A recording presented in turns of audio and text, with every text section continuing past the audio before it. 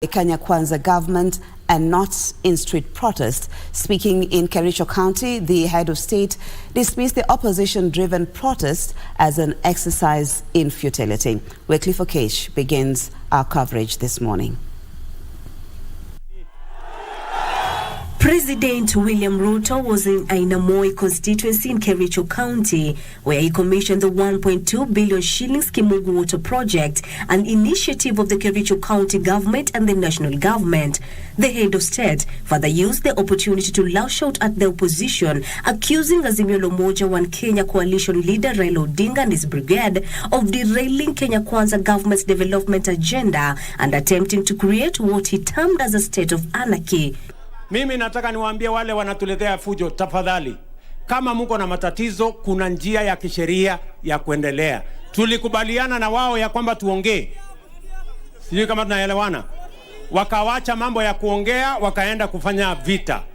President Ruto observed that the opposition-led protest will not lower the cost of living. We must protect our country. We must protect our democracy by making sure that our politics is devoid of violence or chaos or destruction of private business or destruction of public property. President Ruto was accompanied by his deputy Rigathi Gachagua, among other government officials who equally told of the opposition over the anti-government protests. Kwa wakati huu kiongozi wa Kenya ni mmoja, anaitwa nani? Anaitwa nani? Hawa wa jamaa wamezoea kuja kwa serikali kupitia juu ya fujo. Sisi wote kama wa Kenya tutii katiba, tutii sheria na tuweke amani.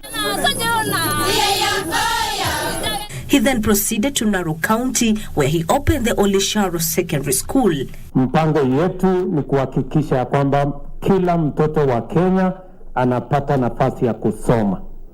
Na ndio nimefika hapa leo kufungua hii shule, kwa sababu hii shule na shule zingine zote za taifa letu la Kenya ni ya muhimu. Na ni ya muhimu kwa wazazi, ni ya muhimu kwa serikali. Kasichana Masha, Prime Edition.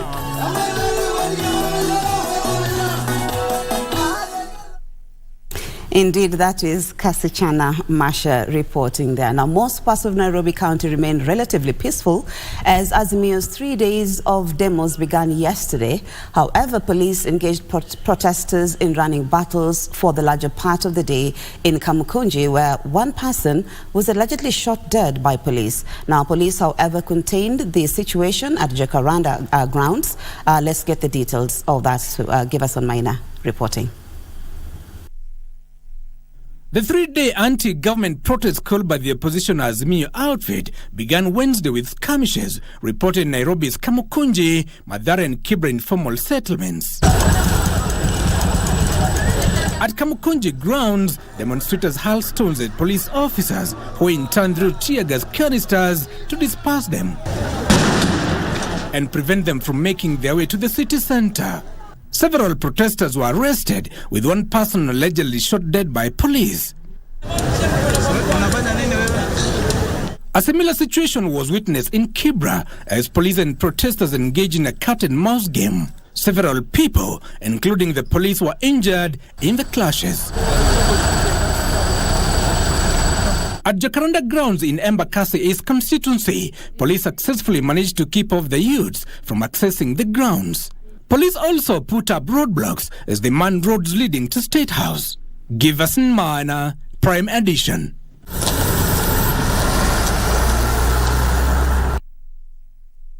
Give us on Maina. Now, one person died from a gunshot wound in Makueni County, with another admitted to the Makueni Referral Hospital nursing gunshot wounds following the anti-government protest in Kasarani, Makueni County. In Migori County, 2 men are nursing injuries at the Migori County Referral Hospital after allegedly being shot during the anti-government protests. The anti-government protest in Makueni County turned tragic after a man was shot in the chest and died when police clashed with protesters in Watertown. His colleague sustained a gunshot wound on his arm during the incident. Transportation was also polarized for the better part of the morning as business remained closed throughout Emali town.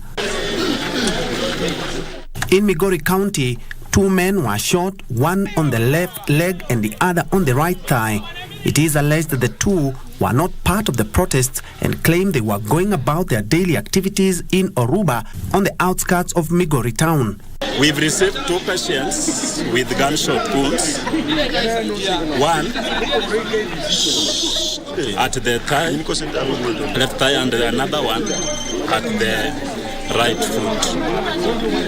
Okay, they have received the treatment that they could get, and therefore we are to refer them to Migori County Referral Hospital. A lady is also admitted at the Migori Referral Hospital together with the 2 men after a tear gun canister was lobbed into her house. Ni mama ambaye alikuwa kwa nyumba, alikuwa anafanya tu shughuli zake za kawaida na alikuwa pamoja na watoto pale nyumbani.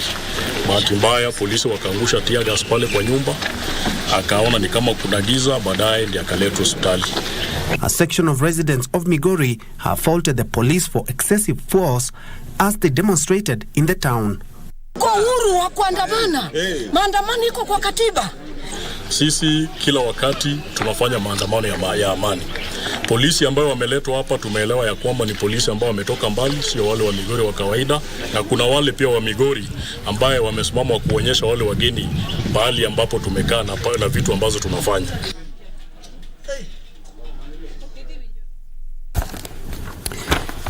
Ben Tronjue reporting. Now, Azimio la Umoja One Kenya Coalition has condemned the arrests of its leaders and their close associates, terming them unjustified.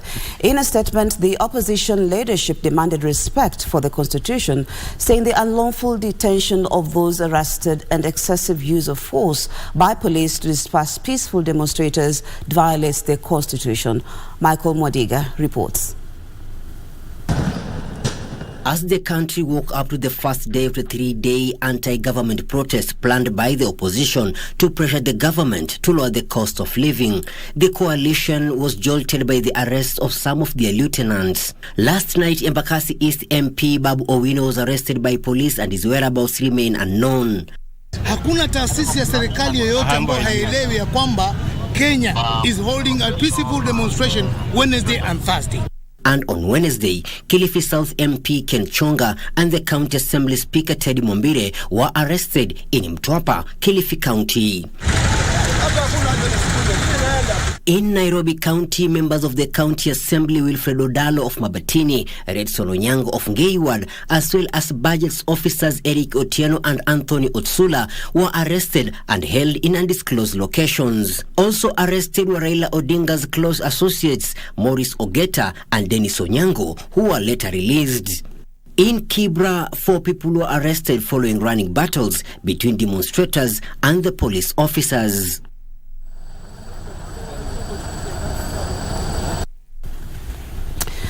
The Kenya Conference of Catholic Bishops has called for the cessation of the grandstanding by government and the opposition, urging them to instead embrace dialogue and peace. Now, the leaders say they are ready to broker a truce between President William Ruto and the opposition leader Raila Odinga if both sides of the political divide are willing to come to the table. Here is our reporter, Abdi Aziz Hashim, with the details. The Kenya Conference of Catholic Bishops has added its voice to the clarion call for meaningful, peaceful talks to resolve the stalemate between the government and the opposition. But as Kenyans, wherever we are, we should be saying the same thing. Guys, let's get back to out of the streets. Let's get back to work. Let's get back to sorting ourselves out. Speaking in Nairobi, the clerics say they are ready to broker a truce between President William Ruto and opposition leader Raila Odinga. The interreligious leaders met and they're meeting. They have been waiting for that door to open. We still ask the Right Honorable and His Excellency the President to open that door we are sitting waiting. The bishops further urged the state to listen to the plea of Kenyans and withdraw the Finance Bill 2023. Meanwhile, the Coast Interfaith Council of Clerics and Kaya elders from the Coast region have condemned the violence witnessed in the anti-government protests that have resulted in deaths and destruction of property. Tumesema ya kwamba tunalaani vikali jambo hili la maandamano. Tunajua liko katika katiba na inakubalika, lakini tunacholaani ni ule uharibifu wa mali, fujo, mauaji. Ombi yetu kwa viongozi wetu kwanza ni ya kwamba waje wakae chini ili sintofahamu hali ya joto ambayo kwamba tunaishuhudia katika nchi yetu iwe itakuwa ni yenye kurudi chini. Demonstration will not bring the prices of commodities down, but dialogue will. Demonstrations will not bring Kenyans together, but dialogue will. The Commission on Administrative Justice also called for dialogue, regretting the unfortunate loss of lives and destruction of property. CAJ Chairperson Florence Kajuju urged law enforcement agencies to adhere to the Constitution, respect human rights, and refrain from the use of disproportionate force, even as she called upon protesters to picket peacefully. Now, the Ministry of Foreign Affairs is calling on Kenya's development partners to closely monitor the utterances by opposition leaders in the ongoing anti-government protest with a view to cancelling their visas. Now, Foreign and Diaspora Affairs Cabinet Secretary, that is Dr. Alfred Mutua, claims Kenya's global standing remains favourable and has not been dented by the ongoing demonstrations, which he claims are the opposition's attempts to join the government through the back door. And Diaspora Affairs Cabinet Secretary Alfred Mutua claims Kenya remains a favourite destination for tourists and international investors, a situation that could be dented by the ongoing street protests. I'd like to say that to everybody that Kenya is still open and will always be open for business, because as a government we continue to position our country as a preferred trade, investment and tourism destination. The truth is that, however, these efforts are being derailed by economic saboteurs disguised as protest against the cost of living. The Cabinet Secretary is calling on Kenya's development partners to monitor utterances by key opposition figures that he claims are inciting and take appropriate action. We urge our international friends to closely scrutinize the architects of the insurrection and anti-democratic elements when they wish to visit their countries and not allow some of them to go and taint their democratic principles.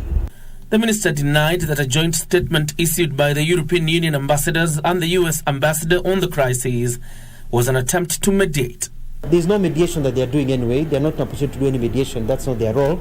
But they're trying to help and say that they are watching. And they're not only talking about Kenya as the Kenyan government, they are closely watching. The Ministry of Foreign Affairs has since sent a protest letter and accuses the rights body of misrepresenting the situation in Kenya, which it describes as the opposition's attempt to join government through the back door. A week ago, the UN's Office of the High Commissioner for Human Rights issued a statement appearing to condemn police response to the demonstrations. Who are those 23 people who they say died? I'd like to know them, their names and others. So they're just throwing names and figures out there. You know, that is bad manners for an organization of such stature. Meanwhile, United Democratic Alliance UDA Secretary General Cleopas Malala has called on the opposition to allow the government time to deal with the cost of living. Malala, who led pro-government demonstrations in Kakamega County, says the government will not succumb to what he termed as bullying by the opposition leader Raila Odinga. Yeye ameingia juzi katika ofisi, apewe nafasi afanye kazi yake kama rais wa Jamhuri ya Kenya. Mambo ya kumtisha kwamba mnataka kuleta maandamano ndio mpate handshake. Watu wa Kakamega wamesema hawataki maneno ya handshake. Similar sentiments reverberated in Nanyuki when former Laikipia County Woman Representative Catherine Waruguru led pro-government protests in Nanyuki town, condemning the anti-government demos, terming them a self-seeking venture. Tujawaona mkiita mkutano tuzungumzie uchumi na jinsi tutasaidia William Ruto kujenga uchumi wa Kenya. Wao kazi yao ni kuharibu, wako na hangover ya vile walishindwa katika uchaguzi, bado they are assuming kutakuwa na nusu mkate ama kuna chances ya kwamba watoe serikali waingie.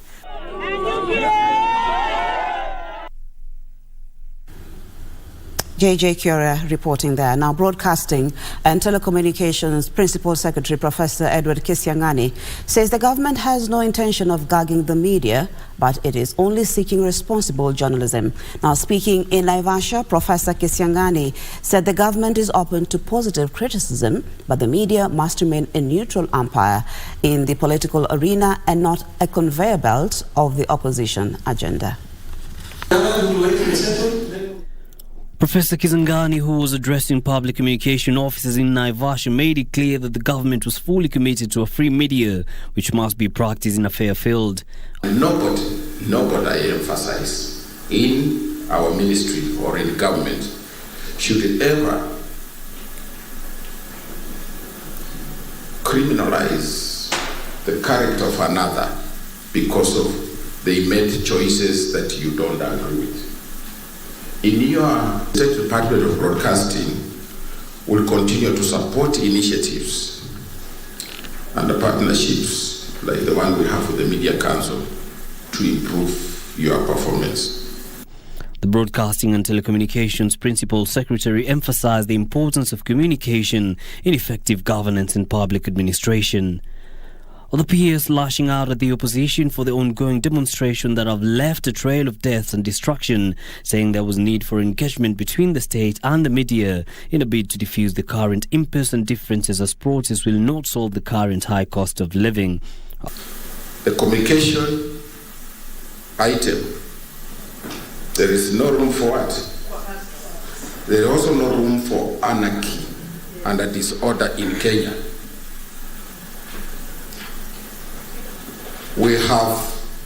You have seen what government is doing. The disturbances you have been watching happen in our country will come to an end. So tell our people, there's no room for panic. Professor Kisiangani admitted that the country had challenges, but was quick to know that the president was fully in charge and that there was no room for anarchy. The PS challenged public communications officers in the various state departments to sell the government's agenda to the public. In terms of communication, you think that the people who took away your money through BPI will serve you. That is the Stockholm Syndrome. They have come back 7 months later to say they can serve you, and you continue with that narrative. These are questions that media should be asking. Stockholm Syndrome. The CEO Media Council of Kenya, David Omoyo, noted that accessing government information was the main challenge currently facing the media. So what we receive mostly from government, departments, agencies and ministries is a complaint about misrepresentation, no facts and all that, isn't it? And the media says, tuliuliza hawakusema kitu, isn't it? So we need to try to establish those formal channels, especially regular round tables with media and all that. Just to bring you up to speed with matters education, where the government has directed that all-day primary and secondary schools, that is in Kisumu, Mombasa and Nairobi counties, be reopened today. Now, the government said it has taken measures to ensure that the safety of learners, and the government had closed all-day primary and secondary schools, that is in Nairobi, Mombasa and Kisumu cities on Wednesday, over protest called by the Azimio la Umoja One Kenya Alliance. Now, political activist, that is Shadrack Omondi Orwa, alias Omosh Jakababa, has been in custody for more than a week, was released on a cash bail of 50,000 shillings or a bond of 100,000 shillings. Now, Principal Secretary Gilbert Shikwe ordered the matter be mentioned on the 2nd of August. This and more stories coming up in our Skills of Justice with Ruth Wamboy. Activist Omosh Jakababa could not hide his joy after the court finally released him after spending close to 9 days in custody. His lawyer had pleaded with the court to release him on a 5,000 shillings bond, saying he should not be punished to settle political scores. He's a young man fighting for everybody in this country. Fighting for the cost of living and fighting for the excesses of the country. See him from that angle. According to the charge sheet, Jakababa is accused of threatening and using abusive words in a public gathering. Baba enda Russia tuletea bunduki. Maskari wote wakae raia. Kila mtu apewe bunduki yake tuingie State House. Ukiwa na nia ya kuweza kuifuruga ama kuharibu amani. For a cash bill of 50,000 shillings with 2 contact persons. And the pretrial direction shall be done on the 2nd of August 2020. Elsewhere, day 3 of cross-examination of Okoth Obado's murder case saw defense lawyers argue that the former Migori governor did not have a motive to kill the late Sharon Otieno since he had already agreed to cater for her. Mr. Yamo, as the governor's PA, had told you ABCD has come from the governor, you would believe that. Because it's the governor's PA, right? Yes. And especially on a sensitive issue, you would believe it. The chief witness, Lawrence Muller, was put to task to explain why he doubted whether Obado had given his personal assistant, Michael Oyamo, 200,000 shillings to give to Sharon Otieno. Pre-trial hearing continues Thursday. To know exactly if he was given only 200,000. That is good. That's the answer you gave. Yes. And I really like you for that because you said, I wanted to inquire from him so that if he's given much more, he tells me so that I don't chomea for him. That's what he said, right? And the Victims' Counsel shall only cross-examine the witness to the limitation of any evidence that may not have been cross-examined on or brought out by the prosecution. And the High Court in Mombasa County had ordered for the deportation of jailed British national Jermaine John Grant upon completion of his sentence. Justice Anne Ongijo directed relevant authorities to institute his deportation in accordance with the Kenyan Citizenship and Immigration Act. The Director of Public Prosecutions filed application stating that the deportation order had not been issued when Grant was sentenced by the lower court. Look at business now, where trading at the Nairobi Bourse was depressed during day 1 of the 3-day opposition-led anti-government protest. Now, the number of traded shares plummeted to 3.1 million on Wednesday from 11.1 million shares traded on Tuesday.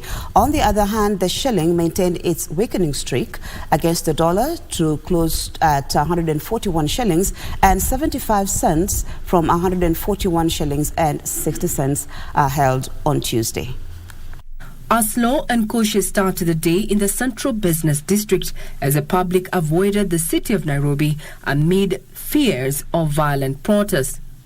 The public anxiety was reflected on the Nairobi Securities Exchange, with all the market counters registering depressed activities.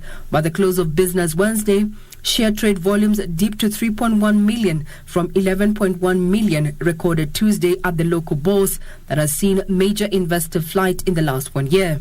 The NSE All-Share Index was down 1.33 points to close at 111.63, while the NSE 20-Share Index dipped 13.48 points to close at 1,627.60. The main market of the NSE 25-Share Index was down 22.04 points to close at 2,892.38. This performance resulted in a decline in equity turnover of 58.8 million against 270.6 million traded on Tuesday. On the other hand, the shilling maintained a losing streak against the greenback to close at 141 shillings and 75 cents. According to EFG Hermes research, the current global demand for the dollar is likely to lead to an extension of the shilling's weakening streak that has been recorded from January to the end of the year, pushing the shilling to about 150 shillings against the dollar. Experts warn the high levels of political instability in the recent months is likely to increase the country's risk profile in the eyes of international investors, reducing demand for the shilling.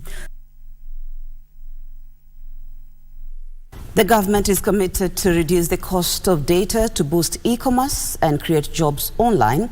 Information, Communication and Digital Economy Cabinet Secretary Eliud Owalo, who spoke while launching a free government Wi-Fi hotspot and a Jitume Digital Lab at the Igembe Boys High School in Meru County, noted that online internet connectivity and affordability is key to delivering government services, 5,000 of which have been digitized. It will see 25,000 Wi-Fi hotspots installed in the 47 counties and 1,450 Jitume centers unveiled. Information, Communication and Digital Economy Cabinet Secretary Eliud Owalo says the ministry will position Kenya as a digital hub in line with the digital transformation agenda and the bottom-up economic transformation agenda. Tutafanya kazi na county governments ili tuhakikishe kwamba katika kila soko tuko na wifi ya bure kusaidia vijana, kusaidia wakina mama.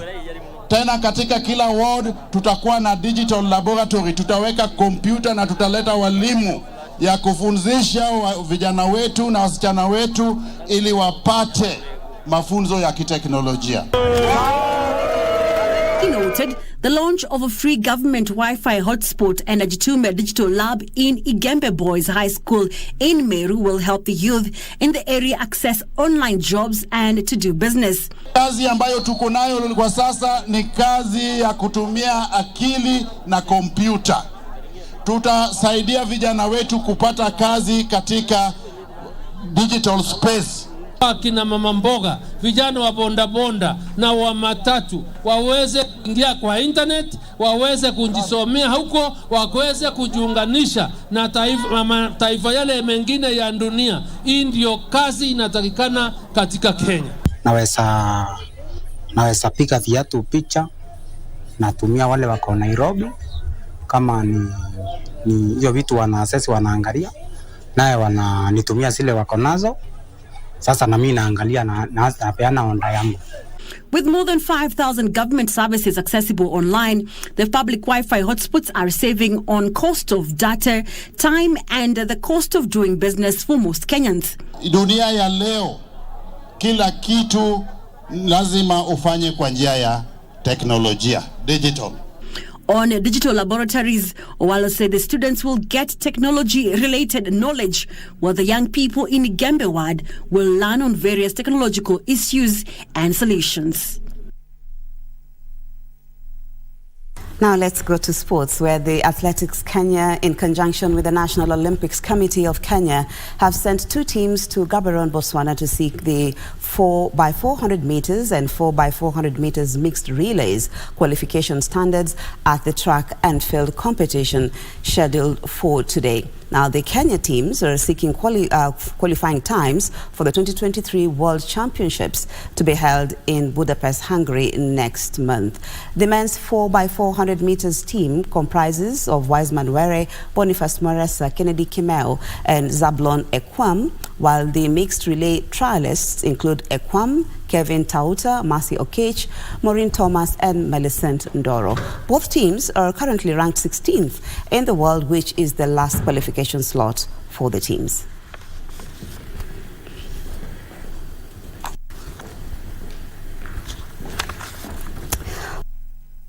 For tuning in and keeping us company from the beginning of the program here on Good Morning Kenya. We hope that you keep staying with us because Vivian Degwa is just on standby. Our guests are already in studio to take you through the Entertainment Thursday segment. Thank you once again. My name is Marie Yambo. We hope to see you again next week.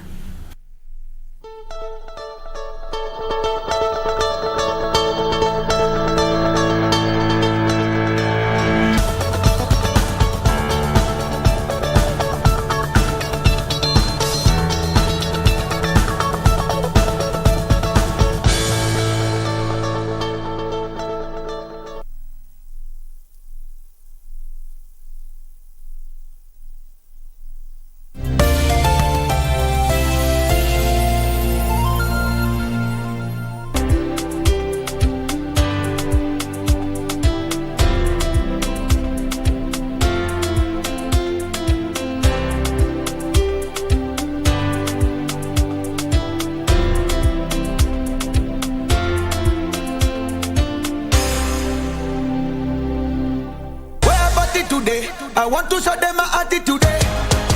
Yeah bana, ni chuo kikuu cha burudani, mashavu. Nyumbani kaumbea. Burudani. Twende tukacheze bango. Mama it takes two to tango. Na interview kali kutoka Pwani. Kucheza nawe. Baby nimechizi nawe. Na ukitaka tuiwashe leo. Bwana, kila siku ya Friday ama Ijumaa ukipenda saa 3 hadi saa 6 kamili.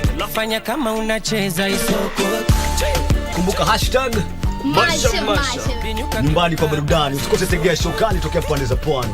Anachukua, anaweka wa le général Dangote. Anachukua, anaweka wa le grand Mubao. Anachukua, anaweka wa boss ya mbuka. Anachukua, anaweka 판 먼저 이기는 사람이 승자. 아차.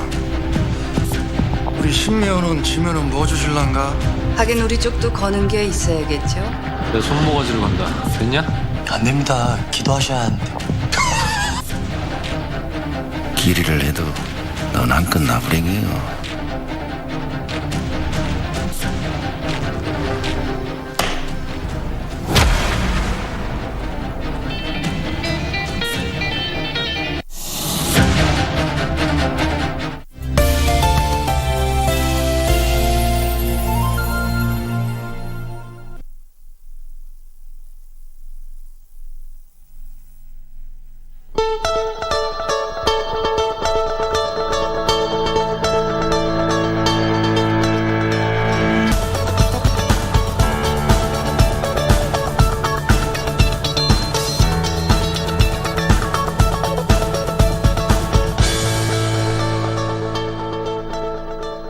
This is Good Morning Kenya. Welcome back to the program. Now, I am joined by Dr. John Mukundi, who is the chairman for the Agricultural Society of Kenya in Embu, and he is here to talk about the show that is happening actually beginning today through to the 22nd of this month. Mr. Mukundi, thank you. Welcome to the show. Asante sana. We are pleased to have you here. Yeah, I am also glad that you are able to invite me in this particular program so that we may talk to the people of Kenya and the people of Embu and all the viewers that our show in Embu is beginning today. And I am glad that you have found time for us. Welcome. It is a pleasure for us as well. Thank you so much. Yes, if we can talk about what the Agricultural Society of Kenya entails for someone who has no idea whatsoever. If you can just paint that picture for us. Yeah, Agricultural Society of Kenya, which is acronymed ASK. It is an organization that deals with exhibitions. Actually, we began in the year 1902. And we have been running shows across Kenya. We have shows in Embu.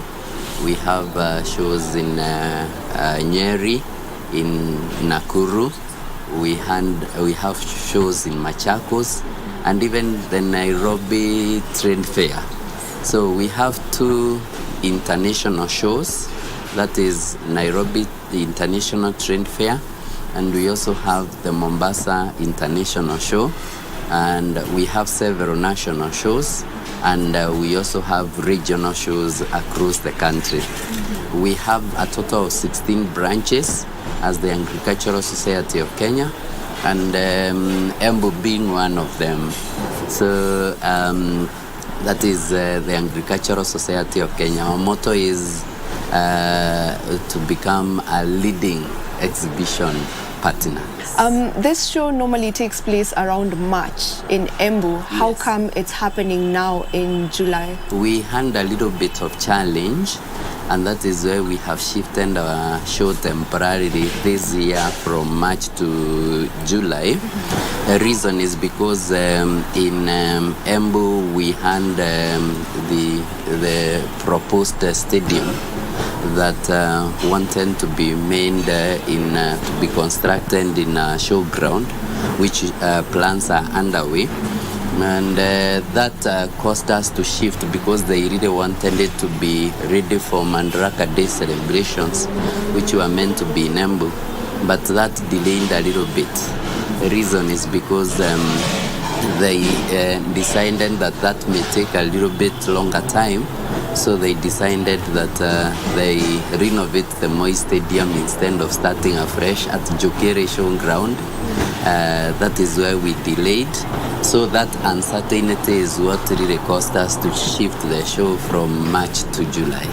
The theme that you're running with this time round is promoting climate-smart agriculture and trade initiatives for sustainable economic growth. Yeah. Kindly tell me more about that. That is a theme for this year. We have realized that farmers have been struggling, especially in matters of climate change. And farmers in Kenya have actually been focusing on rain-fed agriculture instead of other ways like irrigation-fed agriculture. And that is where we have thought that we need to change our theme so that at least we can look at climate change being a theme, because the farmer requires to really understand. Actually, the reason why we have a problem in Kenya regarding food security is because many farmers have been focusing primarily on the rain-fed agriculture. But you see, we can focus on things like irrigation, drip irrigation. We can do other forms of irrigation, and that is what we are trying to sensitize the farmers through our shows this time around. And again, in that theme, you can see it is focusing on also trade initiatives. That means also another problem that we have been having with the Kenyan farmer is the issue of selling the commodity, the marketability of their commodities. And that is why we have thought it is important that we also bring the issue of trade in our shows. But also the current government has been talking, and all the people that were contesting even for the presidential elections, one of their primary agenda was actually about economy. And that is why we have thought also as a society it is important that we focus on sustainable economic growth so that we can be in tandem with what the government is actually doing. Okay, matters of climate change. This is something that we cannot escape from, and we can't give a blind eye to it. So when it comes to climate change, what would you say has been the impact of climate change in agriculture this far? We have been having a lot of food insecurity in Kenya. You realize that right now we have been battling a lot with the issue of shortage of food in this nation. We have been also having crop failures. This has also led to slowed economic growth. The reason is because it is the agriculture that is the backbone of the economy of Kenya, and therefore that one has really brought a certain problem also in our economy. And I believe also livelihoods of families, because many of us actually get their funds, like those who come from rural areas, they get their money that they used to educate their kids and do other things from agriculture. I think also household income has been affected in one way or another. Also, you have seen that irregular rain has also caused a lot of things to happen, and I believe that is something that requires to be addressed, and we must thank His Excellency the President because of coming up with the initiative of tree planting in this nation, because that is something that will really bring about a change that we so much desire. What are some of the benefits of this particular show that is running from today to Saturday? There are several benefits. There are benefits that will accrue to the exhibitor. There are some benefits that will accrue to the show goer, and there are some benefits that will also accrue to the community at large. If I may begin with the benefits that will come as, to the exhibitor, is that exhibitors are able also, to showcase what they really produce. It is like we are linking the producer with the market. And once we link the producer with the market, I believe that one is good enough for them to also increase their sales and to also have a way in which they can be in a position to distribute their commodities to those who desire and need them. The second benefit is that those people who exhibit there, they are also they will also have an advantage of sales. They can increase sales. There will be so many people coming there. They can sell their commodity in that particular place. Then also number 3, it is they will be able to show forth the new technologies, the new innovations that they have to the people and to educate people. But more so, that is also a chance because their competitors will also be exhibiting with them. And because their competitors will be exhibiting with them, it simply means they can also learn what their competitors are doing, what they are not doing. But the show goer will also benefit in this manner, that they will get information. You know, information is power, and it is information that brings inward transformation. And that is why the show goer will definitely get some bit of information as a result of going to the show. They will benefit in that line. They will also benefit in this way that they will network with other people. They will also buy commodities, like we have agricultural farms, that they will be able to get commodities that they will be in a position to buy, and that one is something that is pretty good for the show goer. The community, we are bringing visibility to Embu people, Embu community.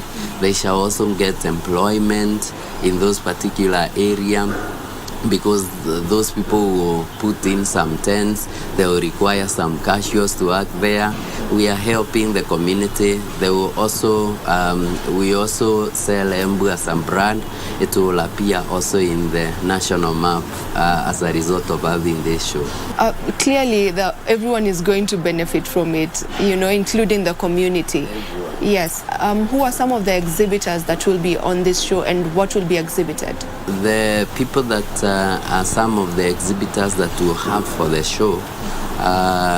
Number 1, we'll have the agricultural related farms, like we have the seed companies, we have the research companies like Carol.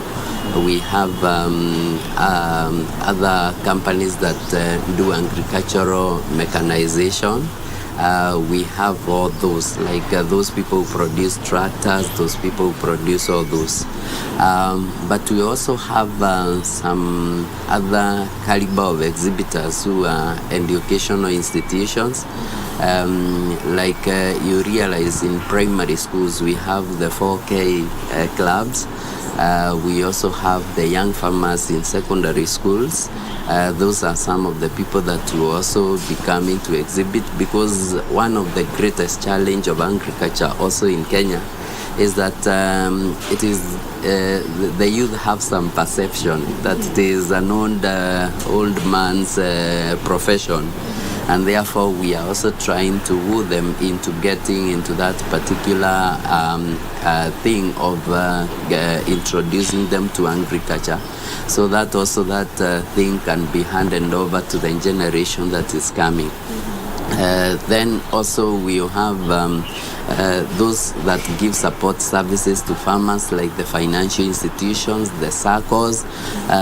We have those financial institutions that will come to exhibit there. The banks, the SACCOs, the microfinances, and all those people, they are also coming there. But we also have a place for fun. Yes, so we will have a fun fair area that the children will come to the show. I know you remember shows by the fun you used to have, and that is why we also introduce those fun making things, and I believe they will be beneficial to the young show attender. And also we will have some other people who are individuals who have some bit of innovation. This time around in Embu, we have set a particular stand for those people who are innovators, but they do not have a place. Like the young people, they are innovators, but they do not have actually a place where they can do the innovation, and therefore we have set a stand that we are calling the innovation centers, where we are supporting the young innovators who may not be having a very big financial muscle. I know you've mentioned some of the activities happening, but generally, what activities should people expect from that show? There are several activities that we do expect from the show. One of the activities that we will expect from the show is we'll have the police band, a lot of entertainment. We also have the people that are actually entertaining, like we have Miss Embu, Miss ASK, those models, they will also be there. We will have traditional dances and such kind of things. They will also take place there. And also the activities, we'll have the guest of honor who will tour the stands of various particular exhibitors, and we'll also give some guidance through the speech, and I believe those are some of the things that we'll be having that particular shows. Lots of entertainment, and we also have a lot of other things that will take place in that particular show. Now, tea and coffee are some of the main cash crops coming out of that region. If we look at it financially, are the proceeds increasing or are we having a decrease?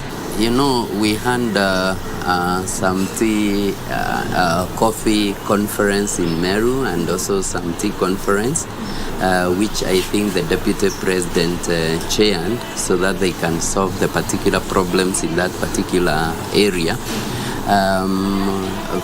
Primarily, I want to say that the farmer is not getting the best proceeds from their tea sales, from their coffee sales, and even from macadamia. Embu is another place where we grow a lot of macadamia. We produce a lot of it, and it is like the farmers are not getting enough of the proceeds. And one of the reasons I have heard people say is that the cash crops usually have a lot of cartels. Even we have heard leaders even mentioning names of those cartels. But what I would really want the government to do is that it is important that they eliminate the middlemen that are usually there, that take a lot of the big chunk. Then we also introduce some bit of sophistications in technology, so that we do not have a problem of a lot of cost when we are processing our tea, we are processing our coffee. Then also the management of the cooperative societies, of the tea growers factories, it requires also to be reformed, so that we have people that are knowledgeable, who can be able to manage our factories well, so that we eliminate some of those costs that may be there. But we also need to eliminate those cartels that they are talking about. I don't think the government is so disabled, that they cannot be able to deal with such cartels. And also I would ask the government, because we heard in their campaigns, they said that they will have a guarantee minimum return. They should make good that promise so that our farmers may also benefit. Yeah.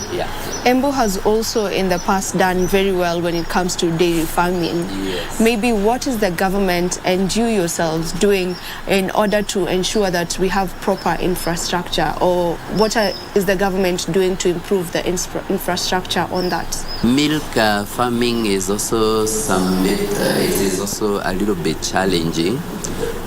Reason is because we have a lot of also people that misuse the farmers in terms of the kind of that commodity, and I believe that it is the high time that we have some good structures in terms of legal structures that can be in a position to support the milk farmer. Because they have realized that the milk farmer, we do not have proper legislations that can be able to support them. We do not have proper cooperative societies that can be able to support the milk farmer, and that is why the milk farmer has been a little bit disadvantaged. So we only require to put some bit of infrastructure in terms of the people who buy the milk, and also the proper installation so that we can regulate that particular idea. And also the government, I believe that some of the things have begun happening because we have heard that milk imports have been stopped, and therefore we believe that is something that will also help the farmer that we have. But also we have been having proper storage units like the coolers. I think that is how the government should definitely support, so that the shelf life can be a little bit lengthened. Okay, so is there a concept of establishing a center, or rather centers of excellence, which can help farmers benchmark and therefore improve generally? Are there such centers? We have a hand, especially the government, thinking about those aggregation and innovation centers. Like we have one that the president promised the people of Embu in Mashanga. And I believe those are some of the things that will help the farmer. But also as ASK, we have our strategic plan, which is primarily focusing on making all our show branches to become center of excellence as far as farming methods, as far as training of farmers, as far as also marketing of farm produce is concerned. And I believe that one will be beneficial for the farmer we have in Kenya. Okay. As we wind up, what are some of the challenges that farmers are facing as a business, farming as a business? What are some of the challenges surrounding that? The first challenge that farmers are facing is, number one, they face the problem of market, and I totally market of their farm produce. I believe that one is the greatest challenge that farmers have in this nation. So people will produce, but they do not know where to sell. The second challenge is the challenge of the cartels. You have heard when they produce things, the people who know now where the market is, they take advantage of the farmer, because most of the farmers that we have in Kenya actually are illiterate, and therefore they might not really know what is really supposed to happen to their produce, or where they need to take, or they lack exposure. And I believe that one has also been a challenge. The third challenge that I have seen is we do a lot of agriculture manually. We haven't been able to commercialize. Many of the people that are doing agriculture in Kenya, they are simply doing manual work, which I think it is difficult for the farmer. So I believe issues regarding mechanization requires to be put in place, because manual farming will definitely cause a lot of production costs and labor costs in the farm to be very high. So I believe those are some of the things that I have seen as challenges that are facing the Kenyan farmer today. Okay, you just mentioned that most of the farmers we have in the country are illiterate. Maybe what is being done to curb that? What especially we are doing, like ASK, we are definitely doing training by bringing those exhibitions, by bringing those marketing farms in the showground. We are able to expose them into and give them enough information that will be in a position to help them also ascend to the level they should ascend. All right, where is it taking place? I feel like we've talked about it, but we have not told people where exactly the show is happening. Where exactly in Embu is this show taking place? The show is taking place at Jokeri Showground. Jokeri, you just get to Embu level 5. There is a branching road there, and you go about 2 kilometers, you'll find the show stationed at the Jokeri Showground. Yes. All right. Thank you so much for coming through to the show and talking to us about this matter. We appreciate. Thank you. Is there anything else that maybe you wanted to put out there that I haven't prompted the question? So mine is to invite everybody that is coming, that is listening to us in this particular program. You are invited, all of you, to come for the show, which is beginning today. And I believe there is more to learn, and I believe there is more that you can pick from our exhibitors, and you can also network enough. Otherwise, thank you so much. All right. Thank you so much. As you have heard from Dr. John, each and every one of you is being invited to attend this show and just experience all these exhibitions that will be taking place from today through to Saturday at Jokeri, right? Yeah. Jokeri Showground.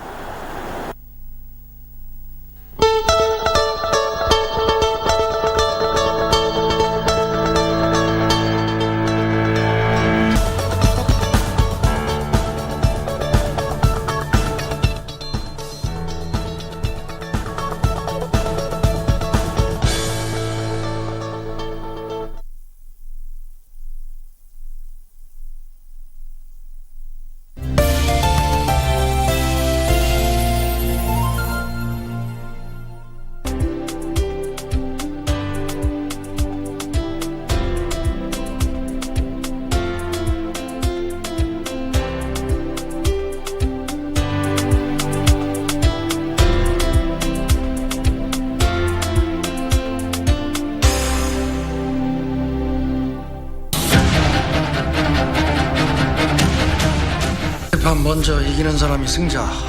아참, 우리 신미호는 지면은 뭐 주실란가? 하긴 우리 쪽도 거는 게 있어야겠죠.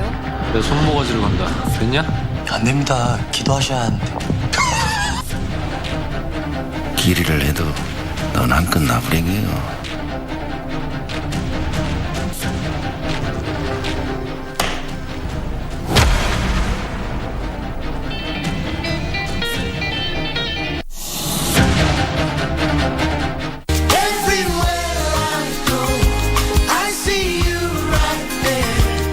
Bad is motive. When you have done something for so long and you forget the main calling. Ni haje Pitson si to do collabo. I said, mbona unataka kudu collabo na mimi? Akaniambia, because when I do a collabo with you, there's no way tunaweza kosa kunominatiwa collabo of the year. Yes.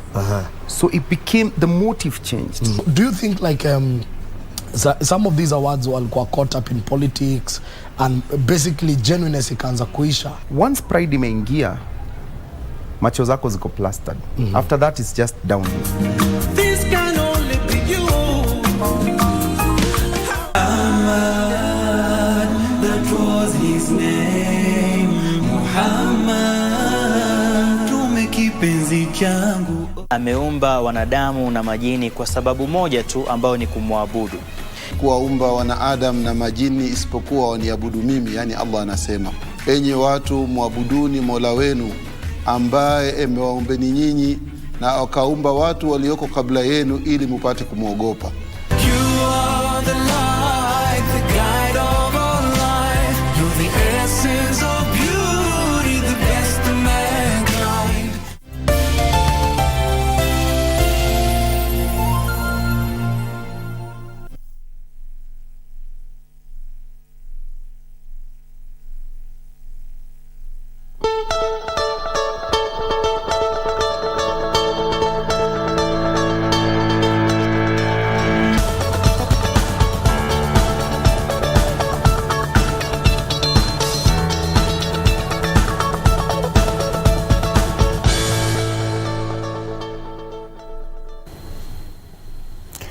Good morning. My name is Vivian Degwa. Welcome to Good Morning Kenya Entertainment Thursday, where we bring you all the gist on matters entertainment. And before I let you know who we're going to be having on the show today, may I begin with just giving you some little bit of grapevine that is happening on the world of entertainment. And you guys, if you remember well, or if you were tuned in for Entertainment Thursday last week, I told you about this Nigerian man who is on a cry-a-thon, like a marathon but for crying, you get.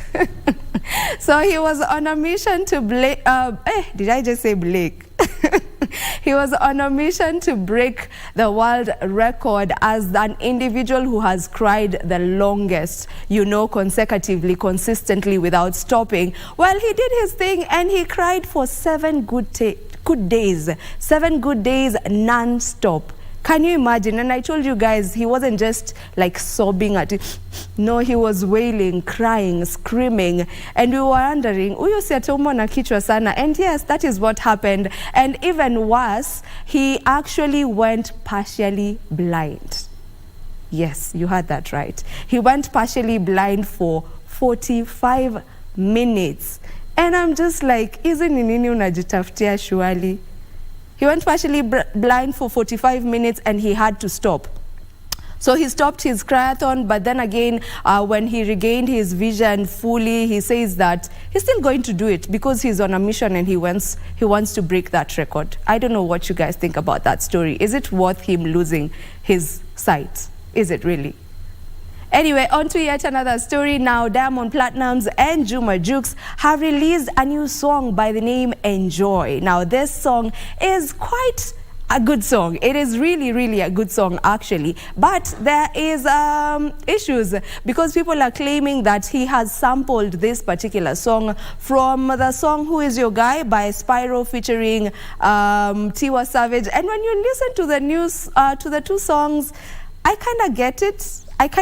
Because they sound the same. If you listen to the songs, I'll leave that up to you. Listen to Enjoy by Diamond and then go listen to Who Is Your Guy, the remix by Spyro and Tiwa Savage, and then you are going to be the judges. You're going to decide if there's some correlation, if the songs sound the same. And Diamond, this is not the first time Diamond is being accused of sampling songs. There's also this other song he did, Jeje, which sounded kind of, allegedly, please do not quote me, it sounded like Joro by Wizkid. There's also Wizkid's song, Are You Gonna Dance?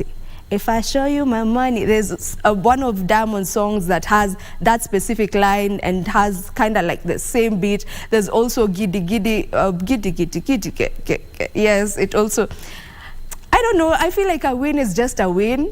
A win is a win. If the guy is winning by sampling, if you guys say that he's sampling Nigerian songs, then so be it. Well, he's winning at the end of the day.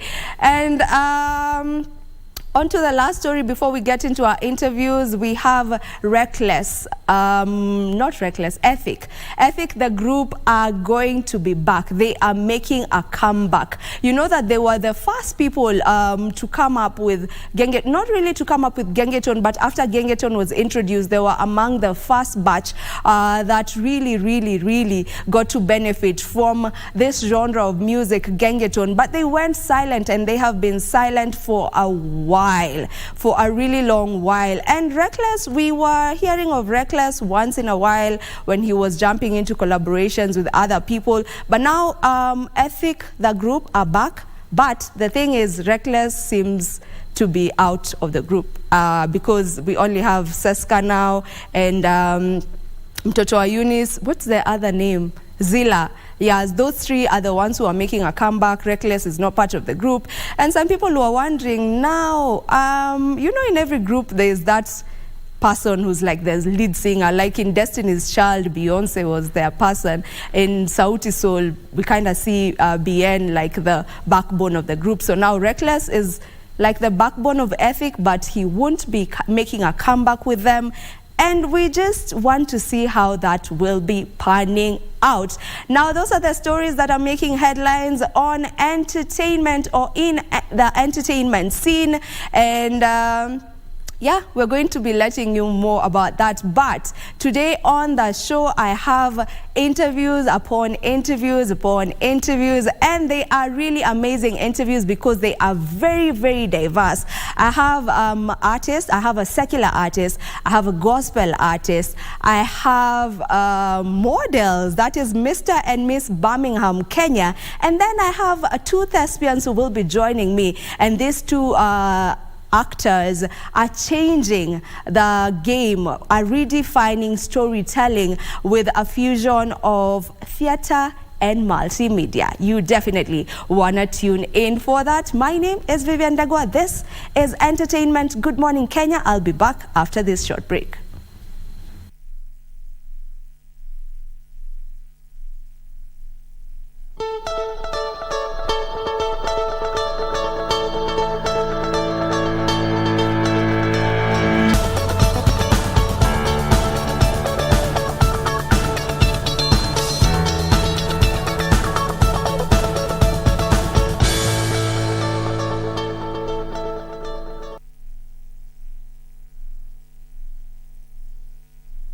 That was quite a short break for sure, and I am back. And with me is a singer, songwriter, performer, and he is actually, the kind of music he does is rap music, and he's really good at it. So ladies and gentlemen, if you would allow me to introduce the one, the only, Kid Ian. Yeah, thanks for having me. Welcome to the show. Yeah. How are you feeling this morning? I'm good. Woke up early. Everything rather stuff. Yeah, I'm good. All right. If I may give you the chance to just introduce yourself to the people, speak to the people, let them know what Ian does. I go by the name Kid Ian. I'm a rapper by profession, if you want to say that. I actually live in Norway, and started my professional career there. Now I'm back in Kenya, trying to do a Nyashinsky on you guys. Something like that. Yeah. So you've relocated completely? No. I still live there. I still live there. Yeah. But I've always wanted to do like Swahili music, so I can't do Swahili there like that. So I just thought I'd come back here and debut myself. All right, so how did you get into the music scene? Now, it just started as a joke. I was in high school. A friend of mine was rapping, and I felt like I wanted to do what he was doing. So yeah, just started from there. Started writing some stupid rhymes and stuff. But yeah, I just never stopped. And I'm here now. Yeah. How would you define the rap game in Kenya, looking from the outside in? I'm a fan of Kenyan music myself, so I'd say it's very competitive, and there's different types of rappers here, but I'm I consider myself like a hip hop person. So yeah, there's a lot of dope artists here. Who are some of the dope artists here, as you say, you're listening to? I'd say Scar, Scar, Cardinali, they're really dope. There's this girl, Silverstone Bars. Don't know if you know her. She's really good. She's not that mainstream, but she is really good. Nah, she got it. She got it. She's crazy. Got Calligraph Jones, Octopizzo's the OG. Yeah. You mentioned Scam Cardinali, and actually you've just released a song. It's actually been released like 19 hours ago. So it was released yesterday. Tell me about that particular song. Nah, it's just I landed on this beat. It's a Kenyan producer. I was in Norway, and then we was just in the studio, came up with an idea, and it stuck. Then I don't know. I was talking to my uncle, and he was like, "Yo, you should put ska on this song, ska on this song." And from there, we just looked for him and made it happen. Was it difficult to like find ska and work with him? I mean, we had to find someone who knows someone, you know, but after we did that, yeah, he liked the song and he was willing to hop on it, you know, yeah. Which producer did you work with on this particular song? Now I have my own producer in Norway, and he has his own producer. Oh, you're asking for the name? Yeah. Nah, it's you called don't want to plug your producer? He's called Jacob. Yeah. He's just go by the name Jacob. Yeah. Okay. Since you live in Norway, and I feel like there's a certain way that Kenyans receive a certain kind of music. Do you ever have a challenge in producing music for the Kenyan market while you are there, you know, working with the producer that you work with? Yeah, because it's a little bit different being there and making people for down here. I mean, it comes up with a lot of research. You gotta know what's what. You know, I can't just go make any song and expect people to like it, you know? So, done a lot of research, find out who's popping, who's not popping, what people like, you know? And, yeah, I'm just a student of the game, and Matata in Norway too, so. Yeah. Have you done a song with Matata? No, there's STL. STL is also in Norway. Yeah, we're working on it. You're working on something. Yeah. We're really good friends, really cool guys, you know, so. And they're also telling me, showing me what to do here and there, yeah. Matata were back in the country. Was it last year they had a big show? They had a big show in the country and people really came out to support them. They'll be having big shows in Norway too. Yeah, they're actually very, you might say they're mainstream here, they're getting mainstream there too. So, yeah. How is the industry over there? It's a closed community. I'd say that it's a closed community. It's not easy the way you think. But yeah, we're gonna make it happen. Yeah. How do you go about making your music? From the beginning, how does it start? Yeah, it starts with a beat. If I like a beat, like 10 seconds into the beat, I know if I like it or not. I know if I want to make a song or not. It just comes naturally, you know. I don't know. I can be in a mood. I might be trying to go out. I want to talk about it, you know. But it starts with the beat. After the beat, if I like the beat, then everything comes naturally. Yeah. I want to get the beat where, from the idea, like when you've had the beat and then now the idea of the song and how you go about writing it. Do you write it all at once? Do you write it in beats, like you write some beats of it and then you chill and then you get inspiration as well and then? The thing is, I freestyle. I'm a freestyler. Like, I'm very good with coming up with stuff off the top of my head. So, beat comes on, start freestyling. I might say something dope. Then we just take it from there. Yeah. Okay. On your page, I saw one of the songs you've done, but it's by Nicki Minaj and who else? Remind me. Lil Wayne and Drake. Yeah. Tell me about that and why you felt like you needed to do a freestyle on that, like a remix to it. Have you heard the beat? Yes, I have. It's so crazy. It's crazy. It's crazy. So, and I'm a real Lil Wayne fan. So after I heard the beats, after I heard that, I was like, nah, I gotta rap on this. That's what happened. I just rapped on it. Yeah. And there's gonna be more of those type of songs where I just hop on a crazy remix. Okay, okay. Let's take a break and then we'll be back. For sure. Okay, we are playing that song actually. That's what the break is for. Okay.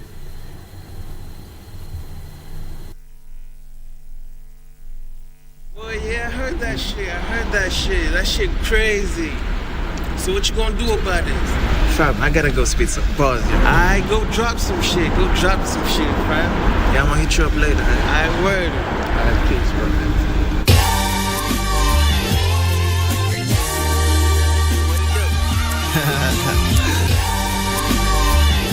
Nah, this bit is crazy, yo. Nah, this bit is crazy, fam. Kid.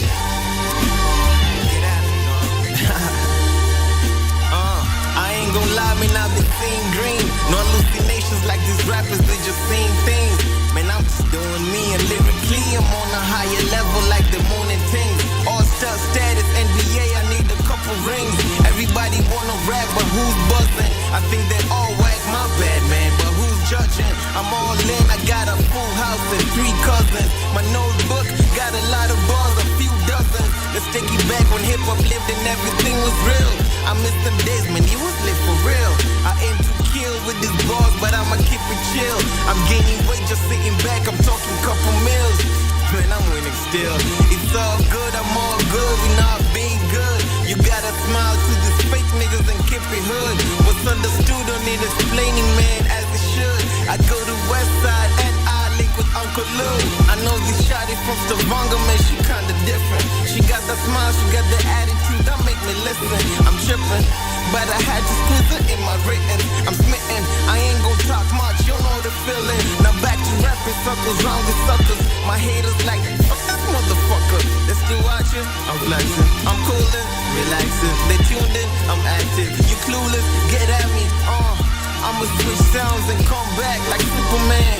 And when it's cold, I'ma spray it up with fire, man. I'm lethal with it, I'm ignorant, I got a triple mission. My future bright, even a blind man can see the vision. I stay fly all day like a fucking pigeon. A mix of talent and confidence, what a perfect fusion. Put up some money, let us see who better. I check out every single box, they like that boy, he clever. He got the flow that make that coochie wetter. And when he ballin', it's a rainy weather. But it's whatever.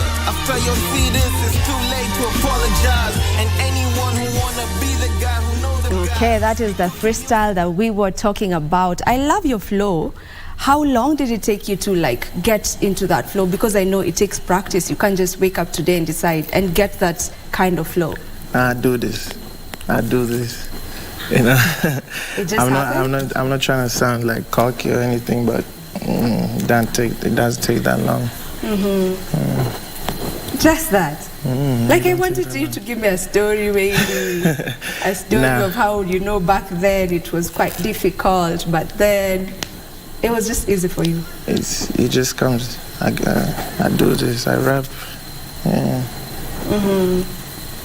I ain't got no story for you. Like, if you put on a beat right now, I'll rap on the whole song. You just flow with just it. like that. Yeah. Just like that. What would you say makes a good rapper? I mean, you gotta have the flow, of course. You gotta stay on the beat. Play with the pockets. I don't know. You just gotta be rapper. You gotta say something that you can't just say anything. Sound good. Okay. As we wind up, what do you like most about being an artist? I just like that I can get to be myself, Like, I use music to express myself. It's like type of therapy for me, so that's what I do. Yeah. Yeah, I love it. I love performing. I love being on the stage. It's fun. Yeah. You've mentioned performing. Could you just tell us some of the stages that you've performed on? Yeah, I've been a lot of stages. Now I was in Norway Got Talent in Norway, back in Norway. I made it to the finals, almost won. I was number 2. Oh, yeah. That's good enough. So it was good and painful a little bit, but yeah, that was, I can say that was the biggest stage I've ever been on. Yeah. What is it about performing that just makes you feel like I love to perform? It's a different type of adrenaline. it's just dope. I do mean, like, for me, it's just showing people that I can rap. Yeah, that's all. And just making people feel good. Yeah. Okay. You've just hinted that you are working on some collaborations. Would you want to tell me about it on air, or you don't want to talk about it yet? Well, apart from the song I dropped yesterday, I'm working with Silverstone Bars. We got a track called No Cap. Straight hip hop, no club, nothing. We just rapping. It's really dope. It's coming soon. Yeah, and Wakadinali as well. Let's hope so. Spill the tea. I hope so. Yeah. Spill the tea. All right, we'll be waiting to check out those collaborations. Thank you so much for coming through to the show. Thanks for people who would love to get to follow up with what you're doing, where do they find you and where do they find your music? Just search me everywhere. KIDDIANN, Kid Ian. You're gonna find me, you know. And I'm here, I'm coming. Yes, okay. That's Kid Ian, and we will be leaving this interview by playing one of his songs, which is Rada Safi.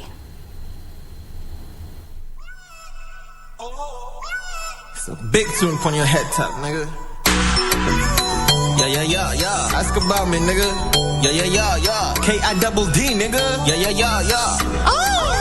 Manze na try kuficha white bag zangu zimeshika. Niko na my boys Joe, leo ni kuchachisha. Kando yangu kuna toss flani amejipa. Sura kaya huda haga kavera sidika. I say on point kama decimal. I can't lie, niko juu kwenye pedestal. Shorty on my lap, putting pressure on my genitals. Jessica. Rada safi. Ay, rada safi. Ay, rada safi. Ay, rada safi. Yeah. Ay, rada clean. Rada clean. Rada clean. Yeah. Manze leo ni kufiat, tukue bloody fucking nigga. Na si bongo sherehe haita. Asira niko mteja, Friday hadi Sunday nigga. Hivi na dub. I ain't really got no time for feelings, just wanna kick it. Ikitaka unaweza hop on this one just for a minute. Cause we going all out, yet tonight we got no limit. Now when you hit the beat drop, go ahead, now make it jiggle. Rada safi. Ay, rada safi. Ay, rada safi. Ay, rada safi. Ay, rada clean. Rada clean. Yeah. Yo, rada safi mi nikiwa kwenye siri, wanajua ndio wazoze watangoja mi nitoke. Shada safi na imetingwa ndani ya zigi, mamchoki na magwedhe kushikisha hadi shoke. She wanna touch my name on her titties, but I told her, baby girl, you better put it on your forehead. Baby, I'm not with the feelings. I can only tell you that I love you when we fucking. Most times nakuja na flow flying, rapa kwa likudanganya tiskali ni co-sign. Walinitusi wangefanya ni kuche like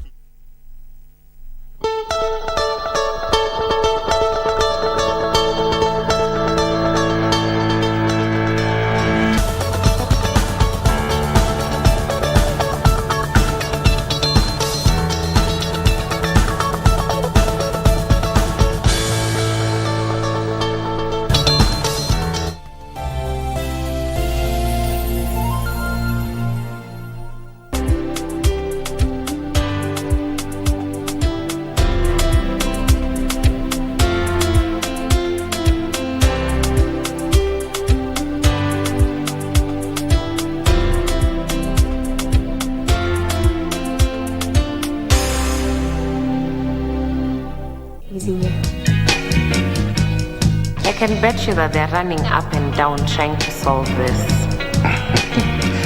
One of the biggest clearing and forwarding companies in East Africa is about to be hit by one of the biggest money scandals in the country. I think we can use her. Why do you want her? You're not the one to decide who works here, Nick. I think I am. You should ask Mama Paul. Is there anything I need to know? You're the boss, right? If you keep digging the wrong holes, you'll end up burying yourself. Let's fight. You're sick. Wewe ni mgonjwa Jojo. Hey, what's happening? Kiswahili kitukuzwe. Vazi bora tunataka la heshima na nidhamu. Porojo zenu ondoa, hatutaki unafiki. Kwamba katika kufanikiwa maishani kwa mwanadamu yategemea masomo ya mtu. Ufanisi wa mtu unategemea masomo yake. Ufanisi wa mtu pia kutegemea yale mazingira ambayo anaishi. Nini maana ya kitawe? Neno lenye maana zaidi ya moja. Neno lenye maana zaidi ya moja. Amepata makofi kwake. Pale ambapo utapata mwanafunzi amekuibia maazimio ya kazi, utafanyaje? Basi utatumia andao la funzo kuweza kujitayarisha kwa kile kipindi ambacho kinafuata. Shukran. Na ya Mungu muweza wa yote, aliingia rohoni mwangu kanipa kutulia. Laiti kama ningekujua wewe kuwa ni muongo na mnafiki, nisingekukaribia kabisa. Bado sijai kuficha utu wangu. Kwa hiyo usiseme kuwa ulikuwa unijui. Toka umerudi safari, haujafika ofisini kabisa. Jamani, wenyewe na wivu wao. Watu wacha tunenepe kwa amani. Hebu nisaidie tukiungana. Wewe huna roho safi, huna watoto kwako, huna brothers. Roho safi kwa muuaji. Na kuonya. Stay away from my husband.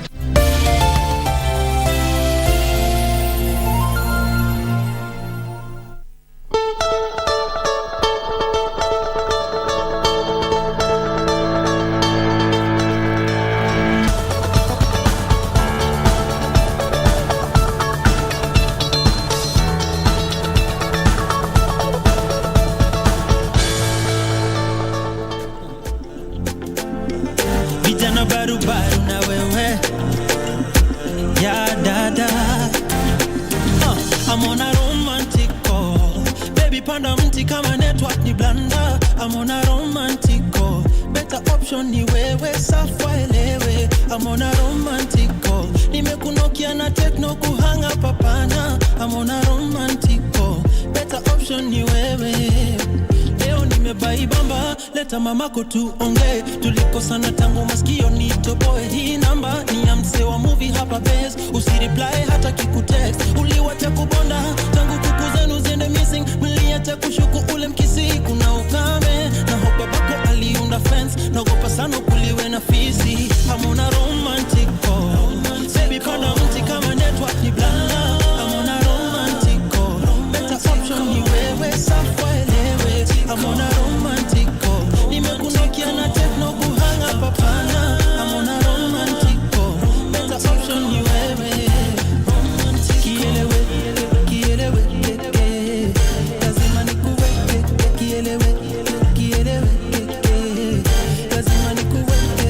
Kielewe, kielewe, lazima nikuweke.